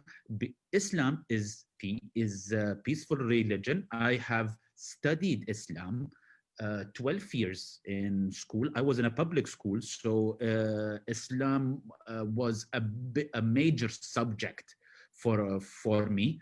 And the teachers that I had were quite well scholars. And I was taught a moderate Islam. I was taught that the religion is a connection between you and God. And it has nothing to do with the one next to you. Now, even in the way I believe in God, in Islam, we have Salafism, we have Sufism. Now, even these have been hijacked. The Salafism has been hijacked, the Sufism has been hijacked, the Shiaism has been hijacked. I mean, the Shia, that if you go and read the Shia book 60 years ago and read the Khomeini version of Shia, it's not the same. If you go and see the Salafi version, there is a new group of Salafis that they call themselves Al-Asraniyun. Al-Asraniyun means the modern Salafis, okay, where they speak that it's a bit like the Protestant. If you remember on dinner, we explained it to you. It's your connection to God. Yeah. Okay, it's your connection to God, your personal connection to God. Your brother, if he doesn't believe, so what? If your brother is a Sufi or a Shia, so what? So what? And to answer another question, is there secular Muslims? Yes, definitely we have secular Muslims. We have Muslims that have not studied religion at all. They are Muslims by name. Here we do.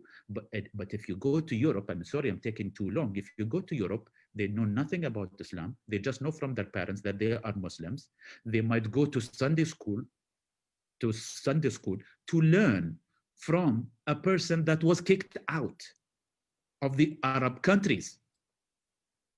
So can you imagine what version of Islam will that person learn? The incident, I will end this story with the incident that happened in France. The person who killed the teacher because he showed the picture of the Prophet. Now, if I was there, and I would like to debate, if I was there in front of the guy before he stabbed that teacher, and I would tell him, if you want to follow the Prophet himself, his cousin, the Prophet's cousin was not a Muslim, and he was, at those days, it was very famous to attack people by poetry. It was very famous. So his cousin attacked the Prophet with very bad, rude, dirty poetry, attacking the Prophet. The Prophet did not ask anybody to take his revenge. The Prophet did not ask anybody to go and kill him. The Prophet did not ask anybody to go and even talk to him to stop it. No, the Prophet said, leave him. Until one day, one of the Muslims said, at least can I reply? Can I reply? And he said, yes, you can, but without attacking him. So that guy replied, praising the Prophet. In this lesson, what do we learn? That we need to talk to the other person. We need to talk to the teacher. Yes. Does he have the right to show the picture of the Prophet? I would say yes, but he will hurt me. Let me tell him, why will that hurt me? Why will it hurt 1.3 billion people in the world? Why? Then if he still wants to do it, then it is his prerogative. It is his decision. But then he knows what he's doing. He's not ill-informed. So I would have talked to that person before he stabbed. Because this is what the Prophet taught us. Thank you. Thank you, Thani. Thank you. So Dan came back and just went on and on and on about how much of an extremely tolerant society towards other cultures and religions there is in the UAE. And we can definitely see that and hear that in your stories and hear that and just understand that from the very fact that you're here with us today.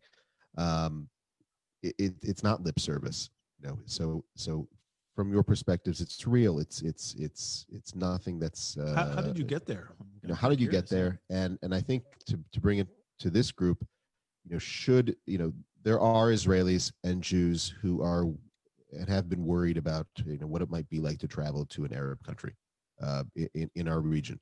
You know, we've had a cold peace with Egypt and Jordan for many years now, and most people in Israel don't travel to those countries. I work in tourism, so many of my colleagues have as well, but most Israelis don't. Should Israelis be worried to travel to the UAE? What type of a welcome might they experience? Could Jews go to the UAE and feel comfortable wearing a kippah on their head if they're religious? What's going on? If I may answer quickly, I think the answer is you should not be worried one bit. First of all, this country takes great pride in being one of the safest in the world, if not the safest. And number two, really nobody cares where you're from. We don't care. We have 200 nationalities here, like they said. People from every walk of life and race and religion. You will be just another guy in the street. Maybe it will be new to us at first with your kippah or something, if you identify with your attire. And maybe this will work in your advantage, like Dan saw himself. We got a VIP table at the pool. Is that because they found out he's from Israel. There's like a novelty about it. Like, let me bring my friend from Israel, and people are like, whoa, like that's something we haven't seen. Is it there's an excitement about it amongst Emiratis? Emiratis and non-Emiratis who reside in UAE. The guy who gave us the table was from Nigeria. Yeah, he was like, wow, this is amazing. Like, this only happens in UAE, where you see African, Emirati, Jew, Indian, everyone at one table. Just like, it's amazing. Nobody cares. You're talking about like a country that is basically a mini version of the world. You have everyone living here. So you guys are 100% safe. You can wear your kippah wherever you want. I am sorry that we don't have many kosher restaurants. Sorry. We're getting there. But you are more than welcome, and you shouldn't be afraid or worried. I had one of my friends, Charlie, who came from Israel, and he was wearing his kippah, meeting my dad in his art gallery. So that was pretty insane. That's so nice. That's so nice. He was kind of afraid. No, not afraid. Maybe worried by wearing that. I told him, yo, chill. You can wear that. I want to add something. So Sheikh Mohammed bin Zayed the Crown Prince of Abu Dhabi, ordered the construction of a building dedicated to interfaith harmony. And that facility is called the Abrahamic Family House. It's going to be located on Saadiyat Island, which is in Abu Dhabi, at the capital city, right next to the Louvre Museum. And what's interesting is that the Abrahamic Family House will have a mosque that's oriented, towards Mecca, and a synagogue that will face Jerusalem, and a church that will point towards east, towards the sun. And so each building will have its individual entrance, but in the middle, there's going to be, a big garden that connects all three. I think should be ready by 2022, 2023. That's amazing. So, so we're going to have a synagogue, a church, and a mosque next to each other. That's unbelievable. And actually, one of our communities that's participating right now is the Omaha community, where my wife is from, and where my in-laws, the Taxmans, are now listening. I saw them on the chat. And actually, I looked this up for a research project a few years ago. So this new project in Abu Dhabi, which is being constructed, and until then, the only church, synagogue, mosque in the world that I'm aware of, and then I looked this up, exists in Omaha, Nebraska. You mean like in one structure? One structure where they share a community room, and then each religion has its own prayer space. Interesting. So this will be the second. As far as I'm aware, I looked into this a couple of years ago, and that's incredible. So let's jump. We talked about safety. We talked about just before we talk about that. I just wanted to add it with a bit of drama, if you allow me. We love drama. The thing is, I can't copy Martin Luther King, but I will say I have a dream that one day a little Israeli boy will be holding hands with an Arab boy walking out of the Abrahamic family. The Islamic, the Muslim boy is walking out of the mosque, and the Israeli or the Jewish is walking out of the synagogue, and they hold hands and they break bread with each other. Everything starts with a dream. And I think thanks to our leaders, they are making this dream come true. Amazing. That's beautiful. So we wanted to include some of our guests on this call. So we have, let's see if we can get her up on the line, Efrat Srebro, that's a hard name to say, who wanted to ask a question to our panelists. So, مساء الخير وأهلا بكم. اسمي إفرات سريبرو وأنا من أكا عاصمة الجليل الغربي. I am the co-chair of the partnership, and I would like to hear your information about the women's status and how they are involved in your community. So we'll obviously direct this at our women guests first, and then afterwards Ahmed will share a cool little story with us. May, do you want to start? Yeah, sure. I just want to, there is a very famous quote by our founding father, Sheikh Zayed bin Sultan Al Nahyan, and he says, "The woman is half of the society. Any country which pursues development should not leave her in poverty or illiteracy. I am on the women's side." And so women have been supported by our leaders, since a very long time. Emirati women make up around 70% of all university graduates, so that's a lot. More than here.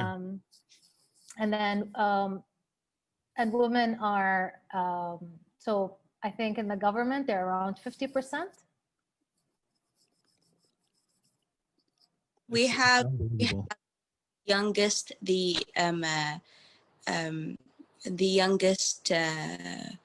female, female minister of youth. Her name is Shamma Al-Mazrou'i, and we have women part of the parliament.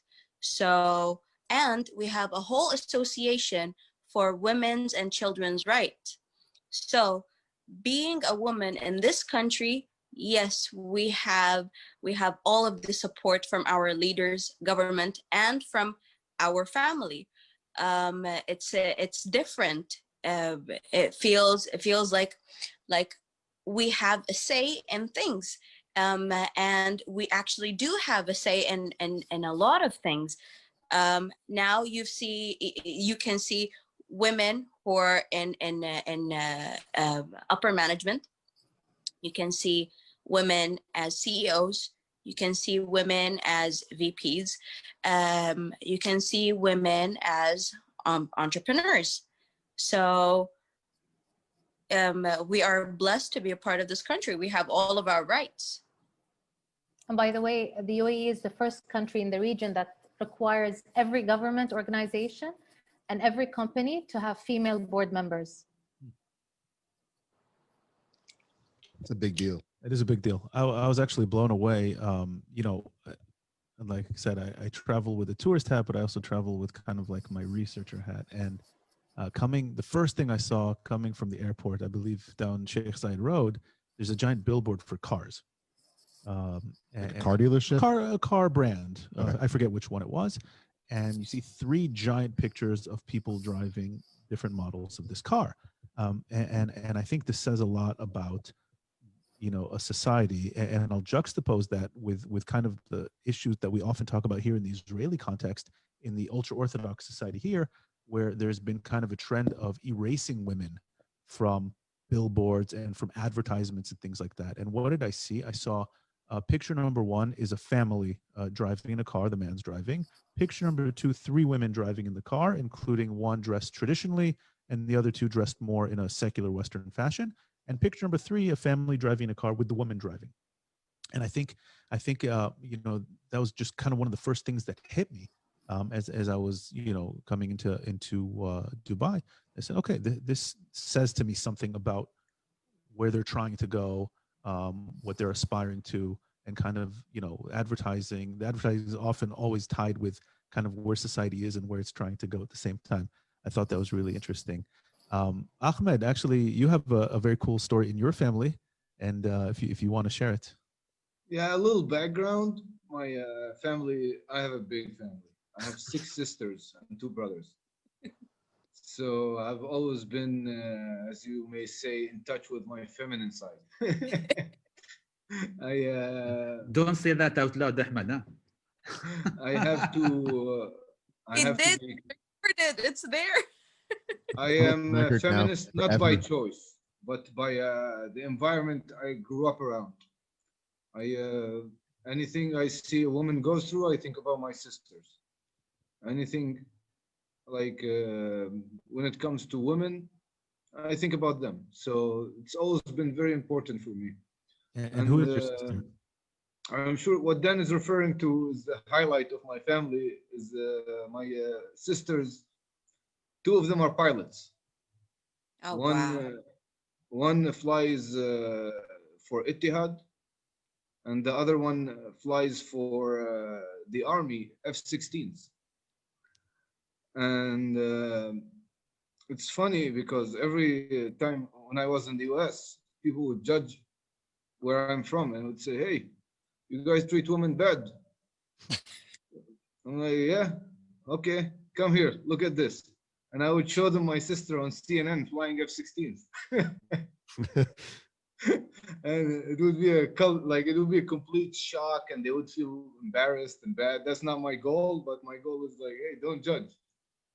So yeah, and my sisters also, beside these 2 pilots, most of them exceeded me in life, because the government here not only support them, but they actually give them a better start than men, which I am very happy about, as they actually deserve it.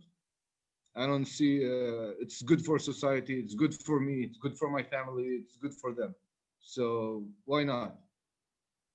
There's enough cake for all of us to eat. No, I mean, just to say, I think everybody knows the saying that behind every great man there is a great lady.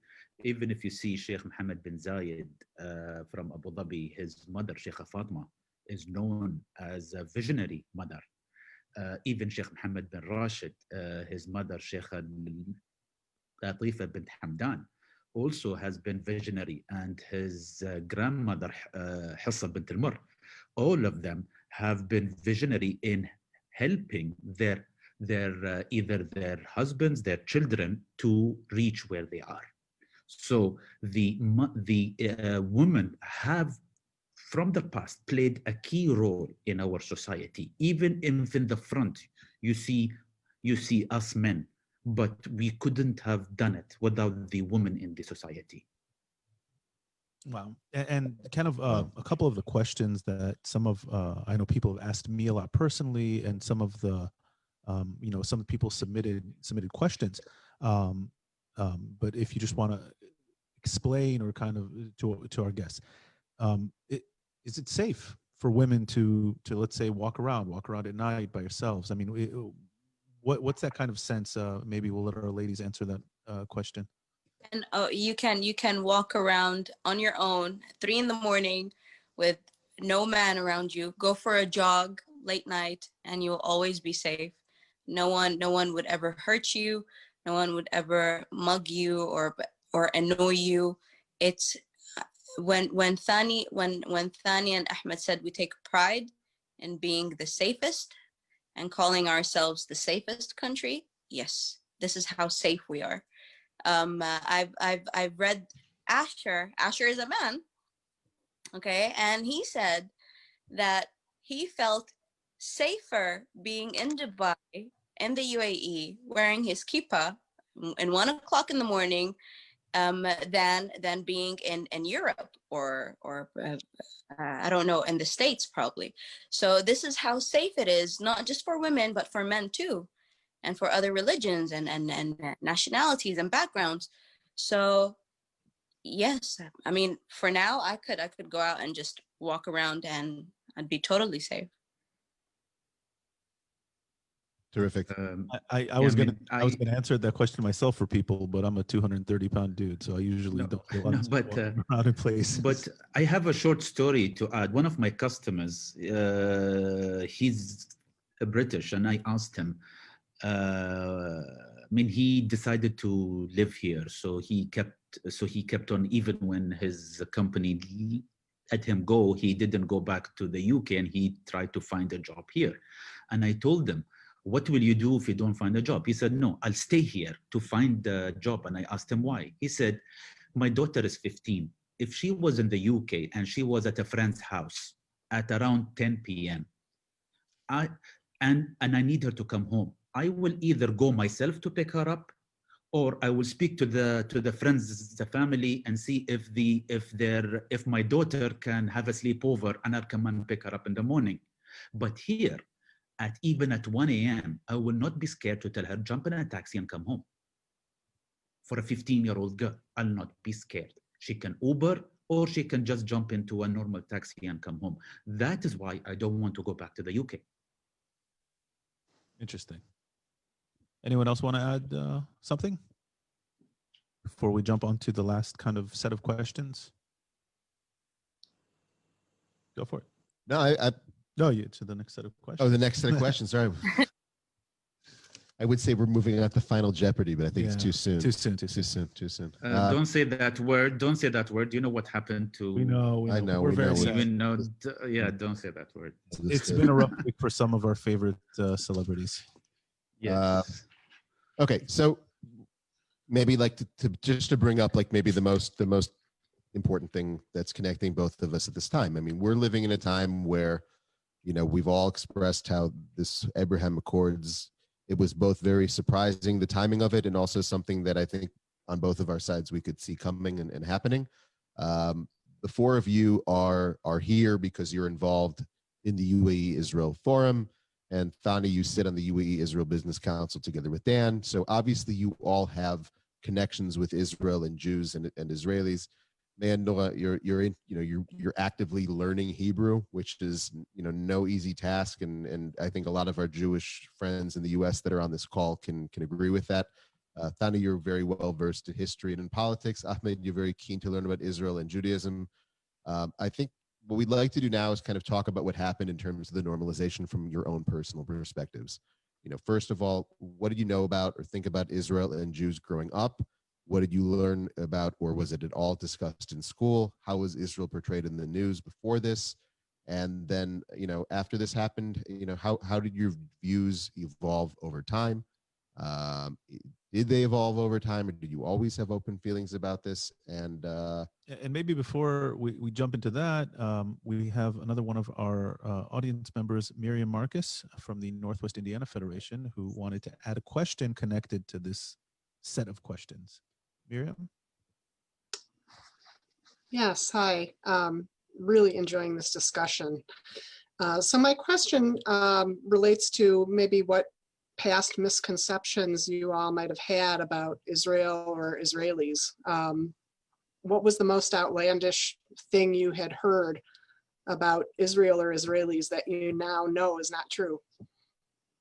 That's a great question, and maybe we'll add Jews into that mix. So maybe the craziest thing you heard about Israelis, Israel, or Jews that now you know is not true, and Not approachable. all of the kind of questions we asked. Not approachable. What? Who's not approachable? You guys? What? I have more friends. I have more Israeli friends, Jewish friends, combined than UAE nationals. Like, guys, this is real. This is real. So for me, I never had Israeli friends. I never had Jewish friends. So when the normalization happened, my father said, "Hey, go watch it." I'm like, "Why? I know it happened. I mean, it happened back in August. So why am I supposed to see the signing?" He's like, "No, go see it. Take a picture of it. Take some videos, because when it happened with Egypt, I was not there to take pictures and to witness it." So I sat there and I was just watching it.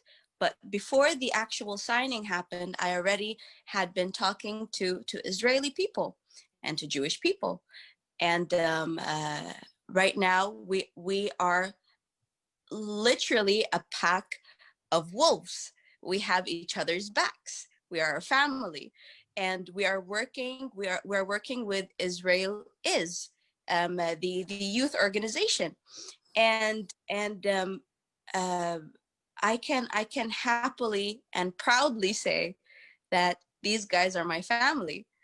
And when I got sick, they were the first ones to jump on and to call me and to text me and to ask if I needed anything.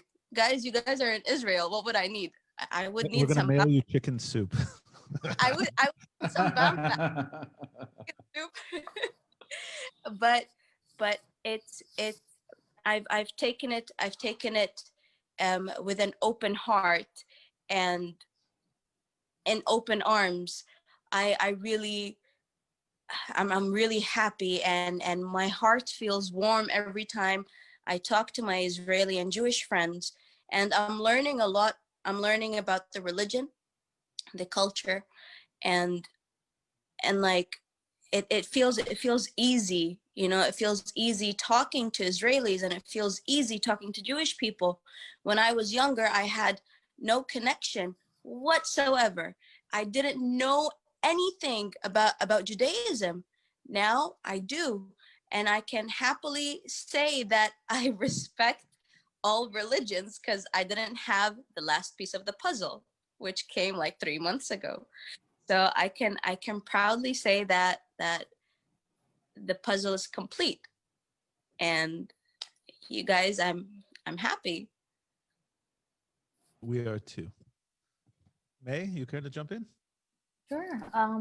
So I've had Israeli friends way before, and it's funny because whenever we travel, as with my family, and we always, find the table next to us with a family that's very similar, and then we end up talking, and they end up to be Israelis. It's funny how we have a lot of similarities. So I've been listening to Afra Hazza, Boaz Sharabi since I was a teenager. Classic. I mean, now I listen to Omar Adam, Itai Levi, Al Golan. I also watch a lot of Israeli TV shows like Fauda, and my favorite is Shtiso. Wow. And so I've been not only learning the language, I've also been reading Parshas, and I've been researching on the traditions and the culture, and I've been doing this for a year now. Unbelievable. So it's I'm very passionate about it, and with the signing of the Abrahamic Accords, I took a photo of me sitting in the living room watching it on TV and send it to my Israeli friends, and so they were in Israel sitting in their living room watching it live, and they took a photo too. So it was beautiful. It's like a family reunion. Amazing. And when did you start learning Hebrew? September 2019. Wow. With an Ulpan. With an Ulpan. Yes. That's an intensive Hebrew program for those who are not familiar. Unbelievable.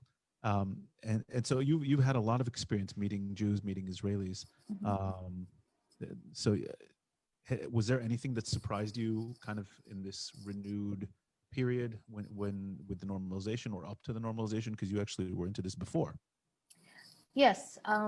What surprised me is I thought that we always had normalization with Israelis because we've always have we've been doing business with Israelis. So I just found out a year ago when I invited my Israeli friends to come to Abu Dhabi, and they told me that you can't come, and it's a bit complicated. And I told them, no, I don't know anything about that. You guys are more than welcome to come. You are family, and we'll be so happy to host you. And yeah, so the signing happened, and now we have this lovely reunion with the Israelis, and we're very happy about it.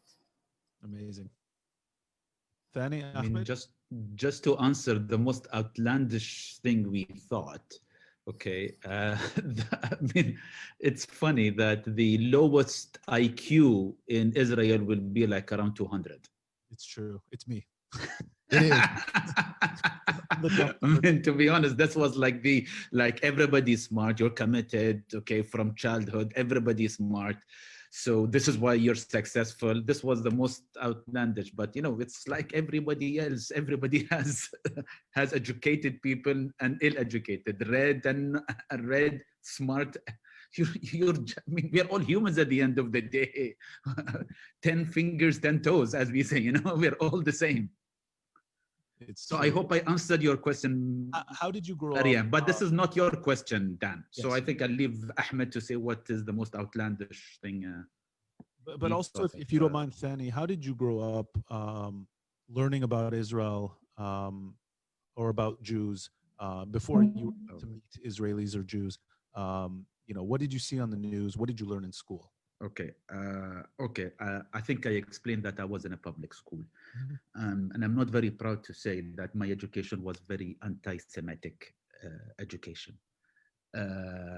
We had a Shakespeare novel translated into Arabic. So, and I think I told you, take a wild guess which one was translated into Arabic. It was The Merchant of Venice. Yeah. Merchant of Venice, and stressing on Shylock. I had friends from my childhood that were Palestinians, what we call from Palestine 48, or from Dafa, from the West Bank, or from Gaza. I had teachers from Palestine. So the stories that we heard or that we were taught, either, three options: true, not true, or exaggerated. I think I heard all of them, regardless. The true, the country, they were in state of war. We like it or not. In a state of war, people die. This is why we shouldn't fight at the end of the day. So my education was a very anti-Semitic education. But what I was lucky that I had a family that always taught me not to listen to one side and to hear every single side and take my own decision. And my love of history, I think I told you that my love of history started from a very young age. And according to my mother, my favorite movie as a kid was 10 Commandments. Okay, and my favorite part was when Pharaoh's mother was holding baby Moses and was saying, "Moses, Moses," when they found when she took him from the river,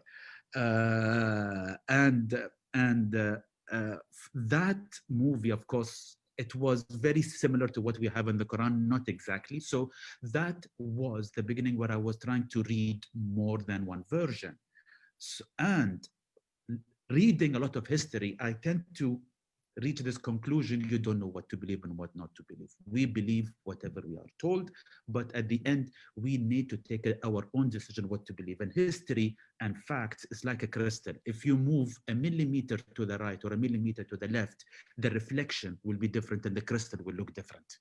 So that is what made me read about Israel and about Judaism, and made me change. And I went through the journey of changing from an anti-Semitic education to a person that wants to normalize, a person that would love to, my dream, I have two dreams. One of them was this normalization. The second dream is for the UAE to moderate a peace between, or a peace in Israel with the Palestinian and the Arabs. As I told you, one country, two countries, three countries, it's not for me to say. I don't live there. It's for the people that live there to decide. But stop fighting.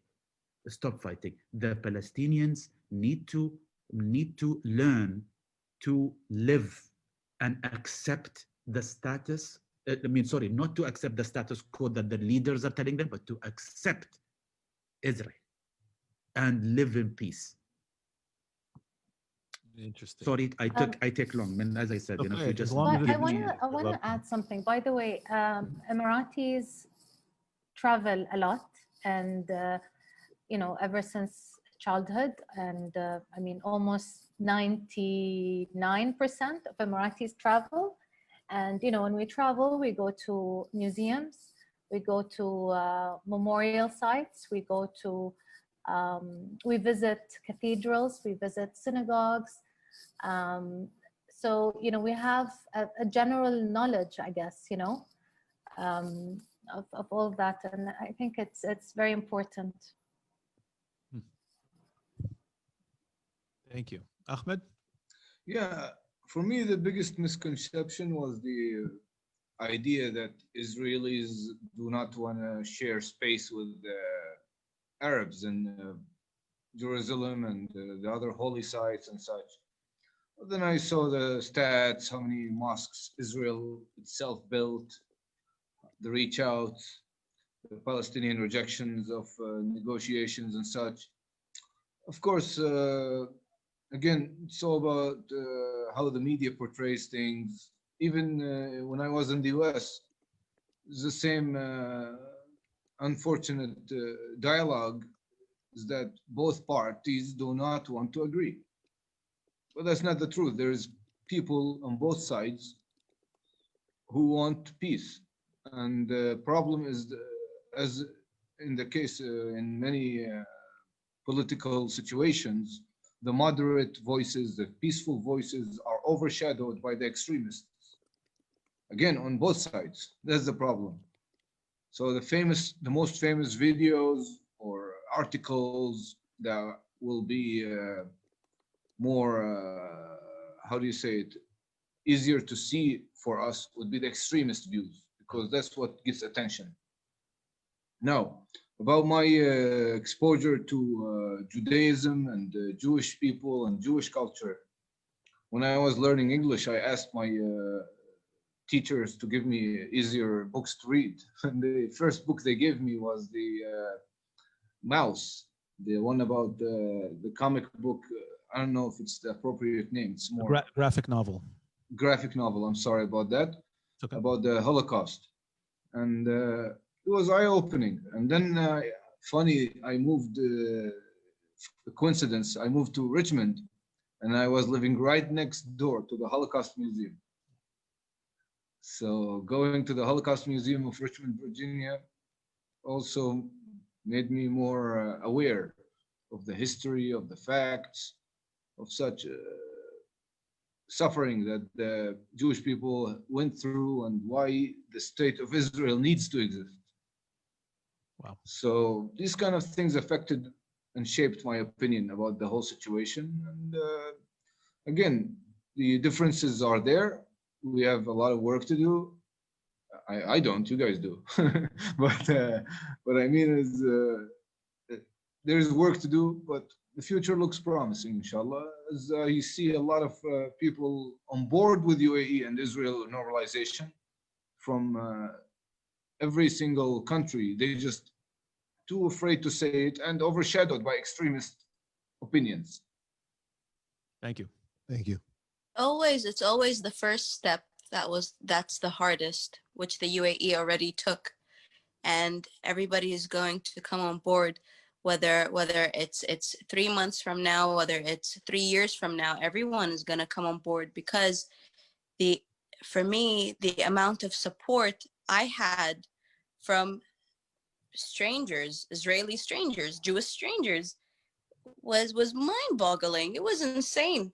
I didn't have that much support in middle school to pass my classes. I didn't have that much support, but me being insane and doing whatever it is that I want to do, once I decided to go up that building with Ronnie, who is an Israeli, who is Jewish, okay, it wasn't staged. Nothing was staged. We both knew that we wanted peace. We wanted to put out a message, and the message was always peace. Okay, peace starts with the politicians, continues with the youth. This is my quote forever and always. I'm gonna live by it. I'm gonna die by it. Peace starts with the politicians, continues with the youth. We are doing this for the next generations to come. It's not for us. We lived it. We're in it. It's for the next generations. We want all of the kids to be brought up in a peaceful environment and in a normal environment, like our leaders have done for us. Now we can officially say, yo, we have Israeli friends. Hey, 972 is calling me. Yo, what's good? So it's not just, I mean, this feels right. This is right. Okay. War never brought anything to anybody. Okay. So when people used to comment, can somebody explain to this, a cuss word for me, that there wasn't no war between UAE and Israel? So I was like, so why won't we have normalization then? There was no war to start with, right? So yeah, let's bring peace in. So what? More people should come in. Peace is a great path to walk in, and it needs to be endorsed more. People need to understand this. People need to get it through their heads that war will never solve anything, but have more people dying and then saying this party killed our party, this party killed ours. So stop it in order for people to start living their lives. Hop on board. It's a lovely journey. Thank you. I would like to add. I mean, I was actually talking to Israelis today, and I would like to add the normalization. Even if the government did sign the peace, you don't want the cold peace. And how can we avoid the cold peace? Is me and you guys talking, you and us talking. We are all talking to each other. That is how peace can happen. It's not only the government talking to each other. No, it is us. And the example I used when, again, from the story that we both share in the Quran and in the Torah, God parted the sea, but the Israelites and Moses had to go through God could have carried them. We all believe God could do everything. God could carry the Israelites from this side of the sea to the other side. So why did he did not do that? And he opened and he parted the sea. The Israelites and Moses had to take the first step to peace. And what was behind them? The Pharaoh, who was the violence. I mean, I'm using a metaphor for violence, and the peace. It's the people. Moses and the people should take the first step towards peace. Yes. That's brilliant. Thani, we've always called you a mensch. I think we'll have to start calling you Rabbi Thani. So we have time for one last question. One last question. We want to go to Alan Koslow of West Des Moines, Iowa. If Alan is still on the platform. I just got muted. Hi. I want to first thank you all for this. It was an excellent program.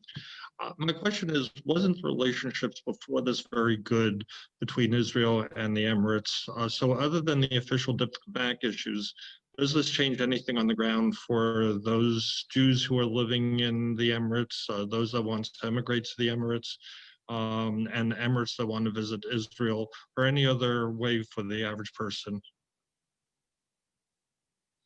Thank you. If I may answer, I think like the back channels always existed between the two countries, and it's not a very hidden thing. But the biggest thing for me to be able to talk to Israelis face to face, to be able to meet them, know them, show them who I am, know who they are. And this creates a precedent for other countries to follow. And this reduces the dehumanization that's been going on for generations. This is the big thing. Just amazing. When first meeting Dan, it's like surreal. I want to touch that guy. See, is he real? And yeah, it's just, it's more humane that way. It was very diplomatic before, maybe very official, but now it's humane. It's actual people-to-people communication, coexistence. This kind of line of thinking is more important, I think, than any political relations. For the Jewish people who were here, I've met a couple in the same restaurant that we went to, the kosher restaurant.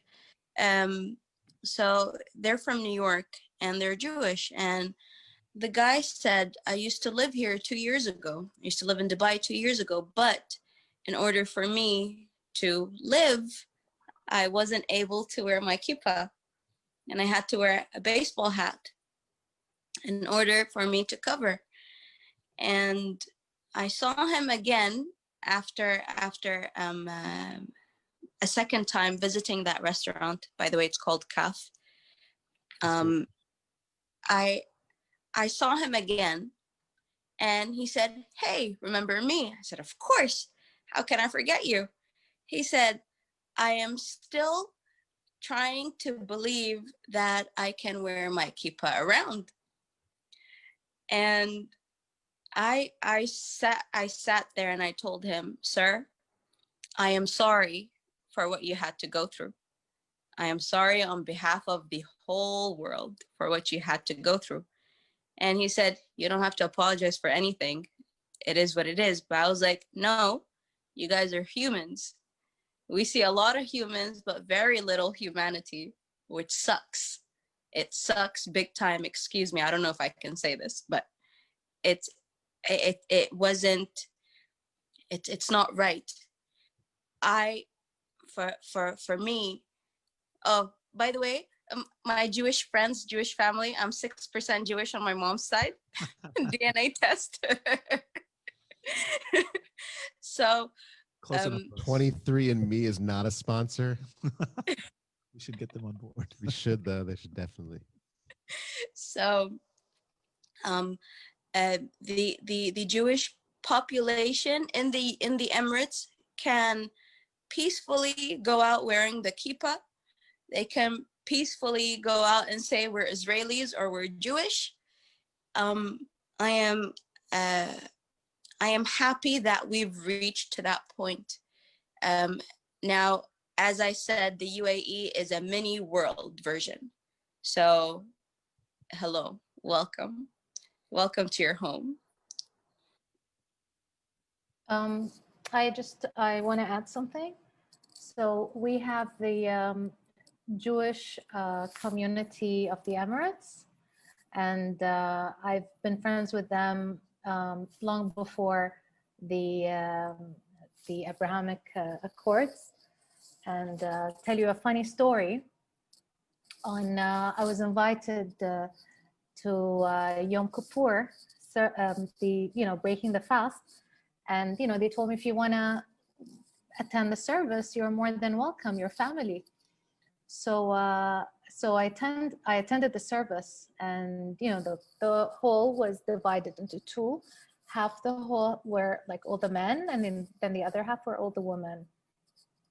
And they had a beautiful Torah scroll made out of gold, and it was just incredible. And they were doing all the prayers. So they gave me a book to just to know what they're saying, and I was following in Hebrew. And what's funny, I'm like in my shela and abaya, and I'm sitting between all these Jewish women, and then like the woman in front of me turns around and asks me, hey, which page are we on?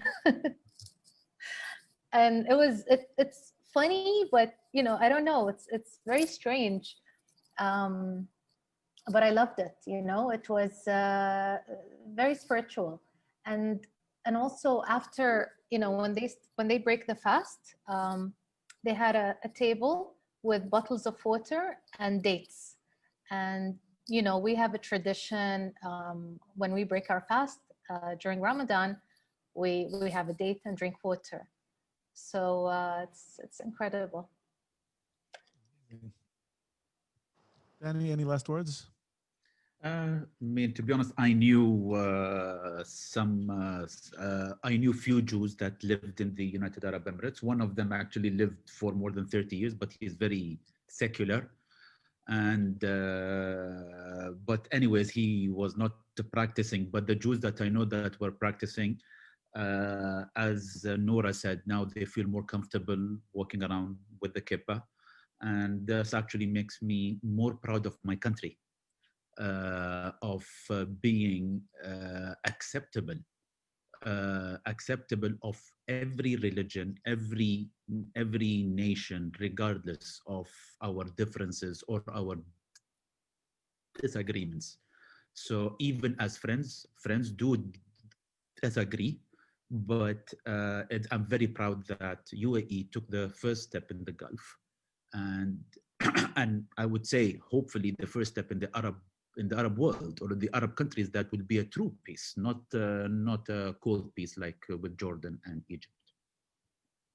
Amazing. Yeah, and it really was a visionary piece, and we hope we here in Israel, and I think Jewish people around the world, have long hoped to become a part of this region and feel a part of this region. And this outstretched hand by the UAE was a brave move, because it's not totally accepted in the Arab world. But I think, I think I mentioned on a previous podcast that I'm starting to view the UAE as sort of the R&D lab of the Arab world, and maybe it's also the R&D lab in a political sense also of the Arab world. And I can tell you, when I met all of you, when I met other Emiratis, I felt an instant connection. I felt like, why haven't we been talking and been friends all along? Family. I think that's okay, and I really think other Israelis are going to feel that way too, and Jews from around the world, if you come to the UAE to visit.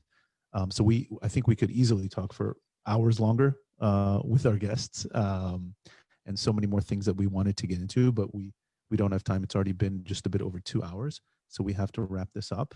Any last words, Benny? I would just like to add that I definitely agree and can't wait to come to the UAE as soon as possible, and as soon as this situation allows.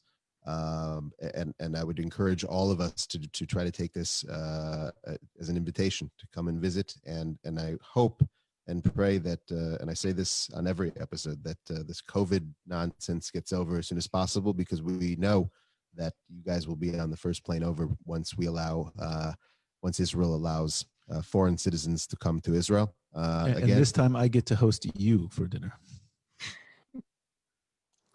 And yeah, so that's it. We have some thank yous. Obviously, thank you, May, Nora, Thani, Ahmed. Thank you so much for sharing from your hearts and from your experiences. And thank you to Bob Pfefferman, my dad, who got this whole thing rolling from the South Bend St. Joe Valley Federation. Efrat Srebro from ACO, from the Israeli side of the partnership, Michelle Corin in Indianapolis. Thank you to the entire partnership team at the Jewish Agency, Gil Klempert, who put this all together and did a wonderful job getting the word out, and to Brachat Suriel and the entire team. Thank you, all of you, for listening, and we can't wait to see you next time here on Jewanced.